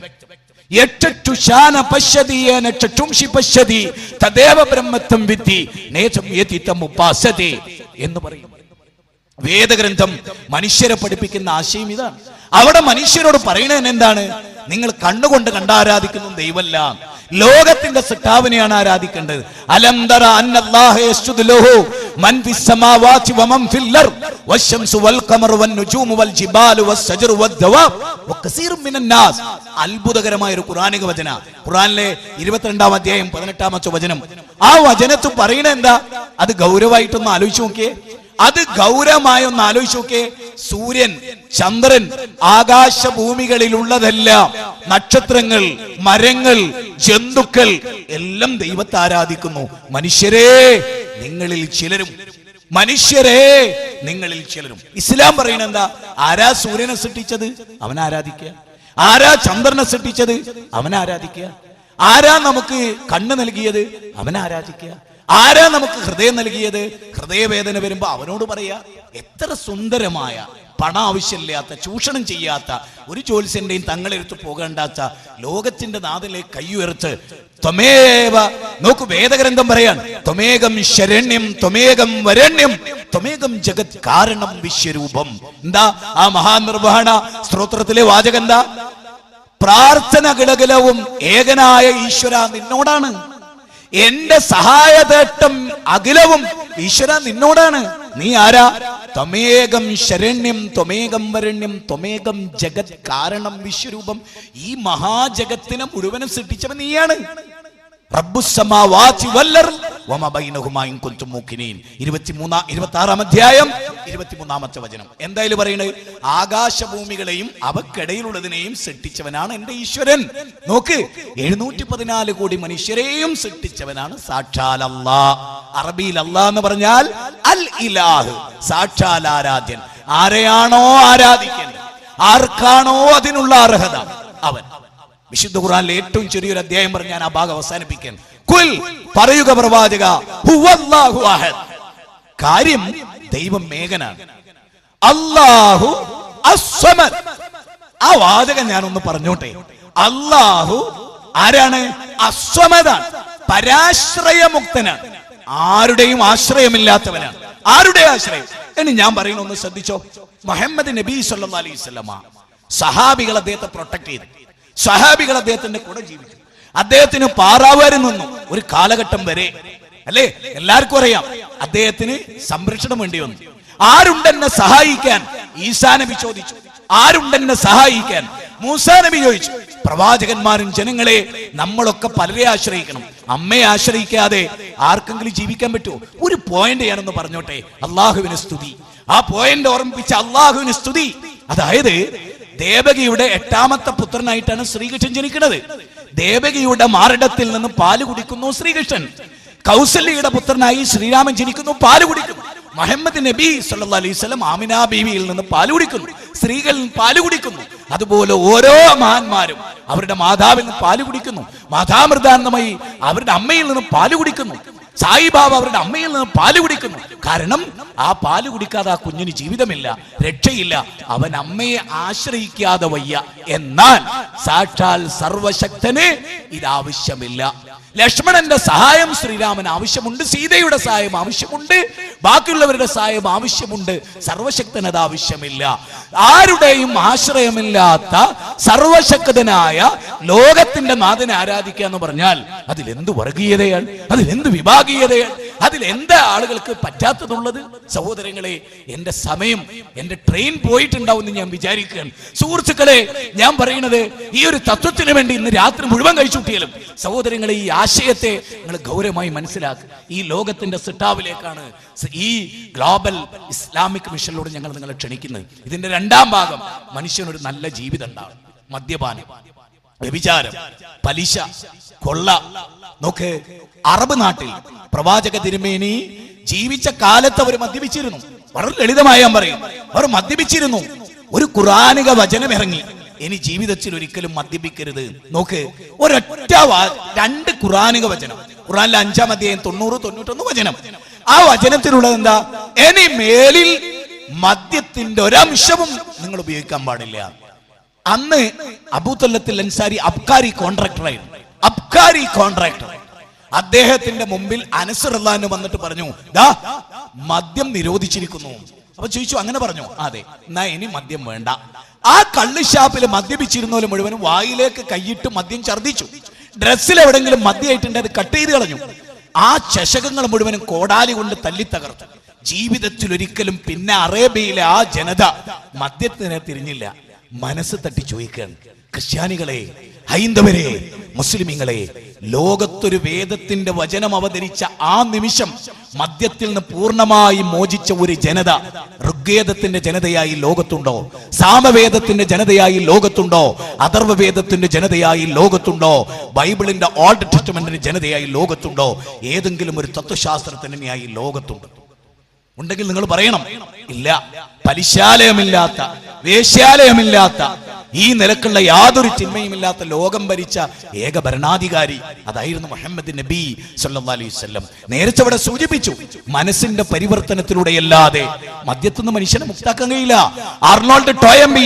ആർണോൾഡ് ടോയംബി പറയുന്ന വളരെ സിവിലൈസേഷൻ ഓൺ ട്രയൽ എന്ന ഗ്രന്ഥത്തിൽ പറയുന്നത്, മദ്യം സമൂഹത്തിൽ നിന്ന് ഇല്ലായ്മ ചെയ്യാൻ ഇസ്ലാമിനല്ലാതെ ഒരു ഭൗതിക പ്രത്യയശാസ്ത്രത്തിനും കഴിയില്ല.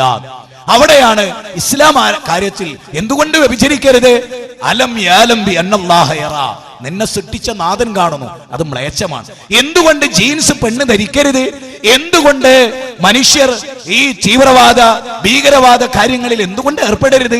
പടച്ചോൻ പറഞ്ഞു പാടില്ല, ശരിയല്ല എന്ന് മനുഷ്യരോട് പറഞ്ഞു. നല്ല ഭാര്യയാകാൻ പറഞ്ഞു, നല്ല ഭർത്താവാകാൻ പറഞ്ഞു. ഭാര്യയുടെ മുഖത്തടിക്കരുത് എന്ന് പറഞ്ഞു. ഭാര്യയ്ക്ക് നീ ഭക്ഷണം കൊടുക്കണമെന്ന് പറഞ്ഞു. അവളെ നീ അങ്ങാടിയിൽ പിണങ്ങിയവളായി കൊണ്ടുവരരുതെന്ന് പറഞ്ഞു. അവളെ നീ പീഡിപ്പിക്കരുതെന്ന് പറഞ്ഞു. 4 ആളുകളിടയിൽ വെച്ച് നീ അവളെ ചീത്ത പറയരുതെന്ന് പറഞ്ഞു. നീ ഭക്ഷണം കഴിക്കാൻ അവൾ കൊടുക്കണം എന്ന് പറഞ്ഞു. നീ ഒരു ഡ്രസ്സ് സെലക്ട് ചെയ്ത് അവൾക്ക് ഒരു ഡ്രസ്സ് സെലക്ട് ചെയ്യണമെന്ന് പറഞ്ഞു. ജീവിതത്തിൽ ഒരിക്കലും അള്ളാഹു അവളെ നിനക്ക് കീഴ്പ്പെടുത്തി തന്നാൽ അവളുടെ കവളത്തടിക്കരുത് എന്ന് ലോകത്തെ പഠിപ്പിച്ചു. അത് പ്രാവർത്തികമാക്കി. ഭർത്താവിന്റെ ശിരസ് മുതൽ അവന്റെ കാല് വരെ നീരും ചലവും ഒലിച്ചാലും അത് നാവ് കൊണ്ട് ഭാര്യ നക്കിക്കൊടുത്താൽ പോലും ഭർത്താവിനോടുള്ള കടപ്പാട് തീരൂല എന്ന് പറഞ്ഞു. ഭർത്താവിന്റെ കടപ്പറയിൽ അന്യപുരുഷനെ സ്വീകരിക്കാത്തവളാണ് നല്ല പെണ്ണ് എന്ന് ഇസ്ലാം പറഞ്ഞു. കാനിത്താത്തുൻ ഹാഫിളാത്തുൽ ലിൽ ഗൈബി ബിമാ ഹഫിളല്ലാഹ്. മക്കളോട് സദാചാരം കൽപ്പിക്കുന്ന പിതാക്കന്മാരുണ്ടാക്കി ഖുർആൻ. ഒരു കാരണവശാലും മാതാപിതാക്കളെ വൃദ്ധസദനത്തിൽ കൊണ്ടുപോയാക്കാൻ ഇസ്ലാം അനുവദിച്ചില്ല. മലപ്പുറം ജില്ല എല്ലാവരും ഏത് കാലത്തും വിമർശിച്ചിട്ടുണ്ടാവും. പക്ഷെ 2-3 കാര്യങ്ങളിൽ ഫേമസ് ആണ് മലപ്പുറം. എന്താ അത്? വൃദ്ധസദനങ്ങൾ ഏറ്റവും കുറവുള്ള സ്ഥലം, വളരെ കുറവ് മലപ്പുറത്താണ്. വൃദ്ധസദനം ഏറ്റവും കൂടുതൽ തിരുവനന്തപുരത്താണ്. നമ്മൾ ജീവിക്കുന്ന നാടുകളിലാണ്. എന്തുകൊണ്ട്? ഏറ്റവും കൂടുതൽ മുസ്ലിങ്ങളുള്ള മലപ്പുറത്ത് മാതാവിനെയും പിതാവിനെയും വൃദ്ധസദനത്തിലാക്കൽ പാപമാണെന്ന് അവർ പഠിച്ചു. ഖത്തറിലെ ഏറ്റവും വലിയ ഹോസ്പിറ്റലിൽ നിന്ന് കോട്ടയത്തുകാരിയായ ഒരു ക്രിസ്ത്യാനി അവർ സ്വയം ഇസ്ലാം സ്വീകരിച്ച അവർ പറഞ്ഞെന്തറിയോ? അച്ഛനമ്മമാരോടുള്ള ബന്ധം ഇസ്ലാമിക സമൂഹത്തിലുള്ള പോലെ ഞാൻ വേറൊരു സമൂഹത്തിൽ കണ്ടിട്ടില്ല. എന്റെ അനുഭവം അതാണ്. അതുകൊണ്ടാണ് ഇസ്ലാം സ്വീകരിച്ചത്. മാതാപിതാക്കളോട് എന്ന വാക്ക് പറയരുത്. കാരുണ്യത്തിന്റെ ചെറുകൾ ഒരു താത്തി കൊടുക്കണം. ഖുർആനിലെ 2-ാം അധ്യായം 83-ാമത്തെ വചനം, ഖുർആനിലെ 6-ാം അധ്യായം 151-ാമത്തെ വചനം, ഖുർആനിലെ 4-ാം അധ്യായം 36-ാമത്തെ വചനം, ഖുർആനിലെ 29-ാം അധ്യായം 8-ാമത്തെ വചനം, ഖുർആനിലെ 31-ാം അധ്യായം 15-ാമത്തെ വചനം, ഖുർആനിലെ 46-ാം അധ്യായം 15-ാമത്തെ വചനം. മാതാവിനെ ഇത്ര സ്നേഹിക്കണമെന്ന് പഠിപ്പിച്ച ഒരു ഗ്രന്ഥം. ഈ ഗ്രന്ഥം ഇതൊക്കെ നിങ്ങളുടെ മുമ്പിൽ ചർച്ചയ്ക്ക് വെക്കുകയാണ് ഞാൻ. ജീവിതത്തിലുടനീളം സാമ്പത്തിക രംഗം, അത് ആരുടെ സമ്പാദിക്കണം, അതെങ്ങനെ സമ്പാദിക്കണം, ഒരു കാരണവശാലും അന്യന്റെ ഒരു തരിമ്പ് ഭൂമി അതിരിലൊരു മരം വെക്കുമ്പോൾ പോലും അന്യന്റേതായി പോകരുത് എന്ന് ലോകത്തെ പഠിപ്പിച്ച, തൊഴിലാളിയുടെ ശരീരത്തിൽ നിന്ന് വേർപെട്ടുന്നതിന് മുമ്പ് കൂലി കൊടുക്കണമെന്ന് പഠിപ്പിച്ച, ഓവർ ടൈം ജോലി ചെയ്താൽ കൂലി കൂട്ടിക്കൊടുക്കണമെന്ന് പഠിപ്പിച്ച, എത്രത്തോളം എന്ന് പറഞ്ഞാൽ ആധുനിക ലോകത്തെ വിവാദങ്ങളിൽ ഒന്നാണല്ലോ ലവ് ജിഹാദ്. അതിലേറ്റവും പ്രധാനമായ ഒറ്റ പോയിന്റിൽ ഞാൻ അവസാനിപ്പിക്കുകയാണ്. മുസ്ലിമായ എനിക്ക് എന്റെ അമ്മായിയുടെ മകളെ പോലും പ്രേമിക്കാൻ അവകാശമില്ല. മുസ്ലിം കുടുംബത്തിലെ എന്റെ എളാപ്പയുടെ മകളെ പോലും പ്രേമിക്കാൻ എനിക്ക് അവകാശമില്ല. മുസ്ലിം കുടുംബത്തിലെ ഒരു മുസ്ലിം പെൺകുട്ടിയെ പോലും വിവാഹത്തിനും എനിക്ക് പ്രേമിക്കാൻ പാടില്ല. എങ്കിൽ ഭാസ്കരന്റെ മകളെ പ്രേമിക്കാൻ ഇസ്ലാം അനുവദിക്കില്ല. അങ്ങനെ ഒരു തിന്മ ചെയ്തിട്ട് ഇസ്ലാമിൽ ആളെ കൂട്ടേണ്ട പദ്ധതി ഇസ്ലാമിനില്ല. ഇസ്ലാം ഒരിക്കലും അത് ചെയ്യില്ല. ഇസ്ലാമിക പ്രമാണങ്ങളിൽ അതില്ല എന്ന് ഇസ്ലാം തീർച്ചു പറയും. ലോകത്ത് തീവ്രവാദത്തിന്റെയോ ഭീകരവാദത്തിന്റെയോ ഒരു ദൃശ്യം ഇസ്ലാമിനില്ല. ഇസ്ലാം സ്വതന്ത്രമായി പറയുന്നു, ലാ ഇക്റാഹ ഫിദ്ദീൻ ഖദ് തബയ്യന അർ-റുശ്ദു മിനൽ ഗയ്. നന്മയും തിന്മയും വേർതിരിച്ചിരിക്കുന്നു. ഒരു കാരണവശാലും മതത്തിൽ ബലാത്കാരം പാടില്ല. അൻത തുഖ്രിഉൻ നാസ്, നീ ജനങ്ങളെ നിർബന്ധിക്കുകയോ എന്നാണ് ചോദിക്കുന്നത്. ഒരുപാട് സംരംഭങ്ങളുണ്ട് ഞങ്ങൾക്ക്. അടുത്ത് വരാനിരിക്കുന്ന നവംബർ 23 നമ്മുടെ നമ്മുടെ കൊല്ലം ജില്ലയിൽ നടക്കാൻ പോകുന്ന വിദ്യാർത്ഥി സമ്മേളനം, അതുപോലെ തന്നെ പ്രോഫ്കോൺ, വരാനിരിക്കുന്ന ഫെബ്രുവരി 13, 14, 15 തീയതികളിൽ കാസർഗോഡ് നടക്കുന്ന പ്രൊഫഷണൽ വിദ്യാർത്ഥി സമ്മേളനം, അനവധി സംരംഭങ്ങൾ, നമ്മളുടെ വിസ്ഡം ഗ്ലോബൽ ഇസ്ലാമിക് മിഷന്റെ ഭാഗമായി നടക്കുന്ന എലൈറ്റനിങ് കോൺഫറൻസ്, അതുപോലെ തന്നെ പല സംരംഭങ്ങളും ജനങ്ങളുടെ തെറ്റിദ്ധാരണ തിരുത്തി മനുഷ്യരെ നാം ഒന്നാണ്, മനുഷ്യ സമുദായം ഒരു ഏക സമുദായമാണ്, നിങ്ങൾ എല്ലാം ഒരു അച്ഛന്റെ അമ്മയുടെ മക്കളാണ്, തമ്മിൽ തല്ലേണ്ടവരല്ല, കലാപമുണ്ടാക്കേണ്ടവരല്ല എന്ന് പഠിപ്പിക്കാനും ശക്തമായി മരണാനന്തരം ഒരു ജീവിതമുണ്ടെന്നും നിങ്ങളുടെ ഏത് പ്രവൃത്തിയും അവിടെ പരിഗണിക്കപ്പെടുമെന്നും വഴിയിൽ നിന്നൊരു മുള്ളു നീക്കലും ഏതൊരു മനുഷ്യന്റെ മുഖത്ത് നോക്കി ചിരിക്കൽ പോലും നിങ്ങൾക്ക് പുണ്യമാണെന്നും പാവപ്പെട്ടവന്റെ വായിലുള്ള ഭക്ഷണം വെച്ചു കൊടുക്കുന്നവരെ നിങ്ങൾക്ക് പുണ്യമാണെന്നും ഇങ്ങനെ ജീവിതത്തിലുടനീളം മനുഷ്യനെ സ്നേഹിക്കാനും ആദരിക്കാനും ബഹുമാനിക്കാനും അംഗീകരിക്കാനും ആശയപരമായി വിയോജിക്കുമ്പോഴും മനുഷ്യരെന്ന വിശാലാർത്ഥത്തിൽ എല്ലാ നന്മകളിലും പങ്കെടുക്കാനും എന്ന് പറയും. സഹോദരങ്ങളെ, പീഡനവും ബഹിഷ്കരണവും ഇല്ലാതെ ഇസ്ലാമിക ലോകം ഒരു കാലത്തും നിലനിന്നിട്ടില്ല. വിശുദ്ധ ഖുർആൻ പറയാൻ, നിങ്ങൾ മനസ്സിലാക്കണം, നിങ്ങൾക്ക് പരീക്ഷണമില്ലാതെ പ്രയാസമില്ലാതെ ഉറപ്പിക്കപ്പെട്ടു എന്നാണ്. അമ്പിയാക്കൾ പീഡിപ്പിക്കപ്പെട്ടു, അമ്പിയാക്കളെ കൊന്നു, അവരെ ഗളച്ഛേദം ചെയ്തു. അതേ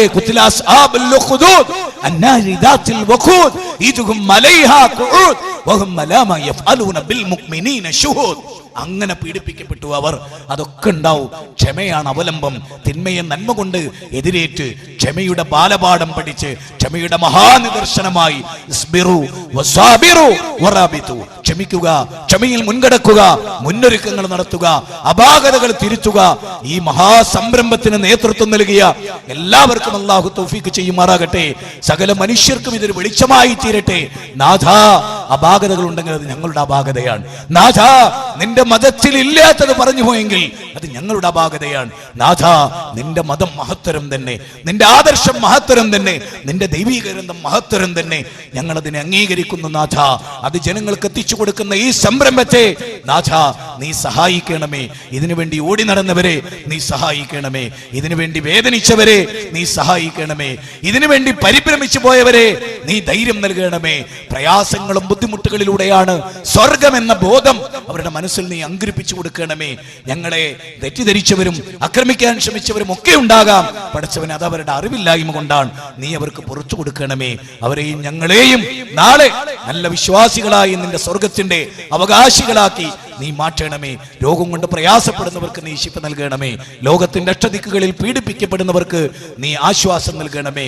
ഇന്ത്യയിലെ ഹിന്ദുവും മുസ്ലിമും ക്രിസ്ത്യാനിയും എല്ലാവരും ഏത് മതത്തിൽ വിശ്വസിക്കുമ്പോഴും കൈകോർത്ത് സൗഹൃദം പങ്കുവെക്കുന്ന നല്ല മനുഷ്യരാക്കി തീർക്കുന്ന അല്ലാഹുവേ, നിന്റെ സഹായം ഞങ്ങൾക്ക് ആവശ്യമുണ്ട്. അല്ലാഹുവേ, നീ അത് നൽകണമേ. അല്ലാഹുവേ, ഞങ്ങളുടെ പണ്ഡിതന്മാർക്ക് ആയുസ്സും ആരോഗ്യവും നൽകണമേ. അല്ലാഹുവേ, ഞങ്ങൾക്കെല്ലാം നിന്നെ ആരാധിച്ചും നിന്റെ പ്രവാചകന്റെ സുന്നത്തനുസരിച്ച് ജീവിച്ച് മാതൃകകളാകാനും നീ ഞങ്ങൾക്ക് തൗഫീഖ് ചെയ്യണമേ.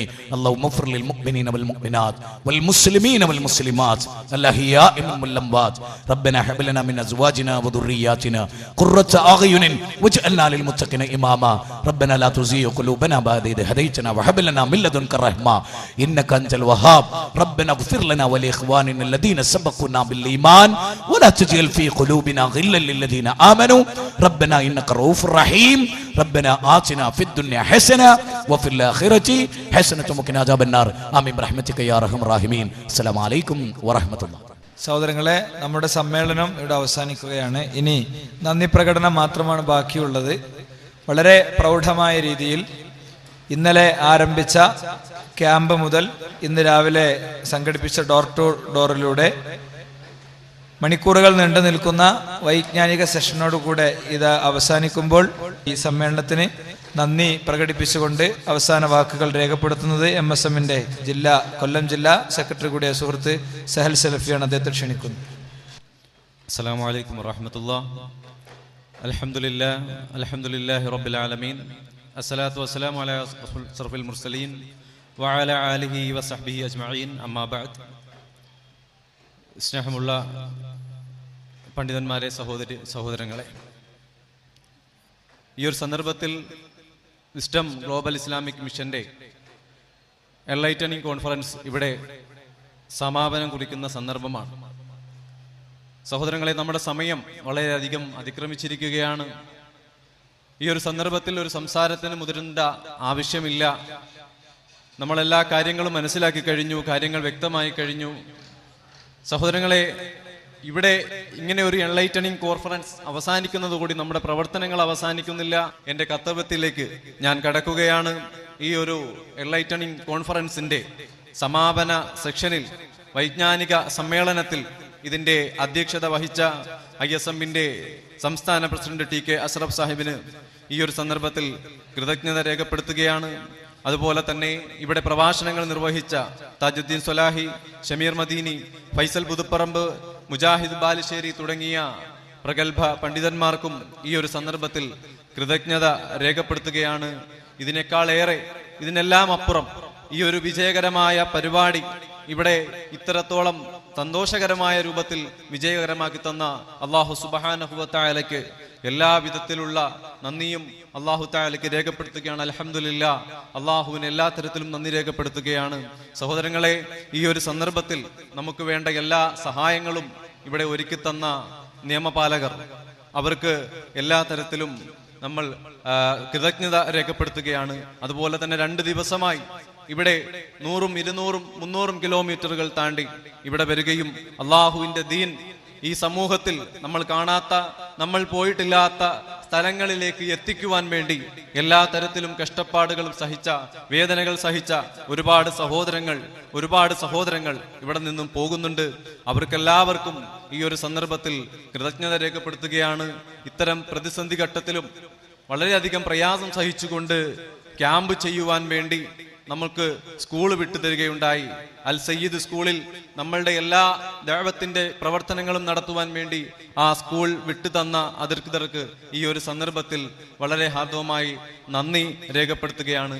അതുപോലെ തന്നെ ഇതിന്റെ എല്ലാ തരത്തിലും ചുക്കാൻ പിടിച്ച സംസ്ഥാന നേതാക്കൾ, ഈ ഒരു കോൺഫറൻസിന്റെ എല്ലാ ചുക്കാൻ പിടിച്ച സംസ്ഥാന നേതാക്കന്മാർക്കും ഈ ഒരു സന്ദർഭത്തിൽ കൃതജ്ഞത രേഖപ്പെടുത്തുന്നു. അതുപോലെ തന്നെ ജില്ലാ നേതാക്കൾ, ഇവിടെ പങ്കെടുത്ത മുഴുവൻ പ്രവർത്തകർക്കും എല്ലാവർക്കും ഈ ഒരു സന്ദർഭത്തിൽ നന്ദി രേഖപ്പെടുത്തിക്കൊണ്ട് അധ്യക്ഷന്റെ അനുമതിയോടുകൂടി ഈ ഒരു കോൺഫറൻസ് ഇവിടെ അവസാനിച്ചതായി അറിയിക്കുന്നു. സുബ്ഹാനകല്ലാഹുമ്മ വബിഹംദിക അഷ്ഹദു അല്ലാ ഇലാഹ ഇല്ലാ അൻത അസ്തഗ്ഫിറുക വഅതൂബു ഇലൈക്. അസ്സലാമു അലൈക്കും വറഹ്മത്തുള്ളാഹി.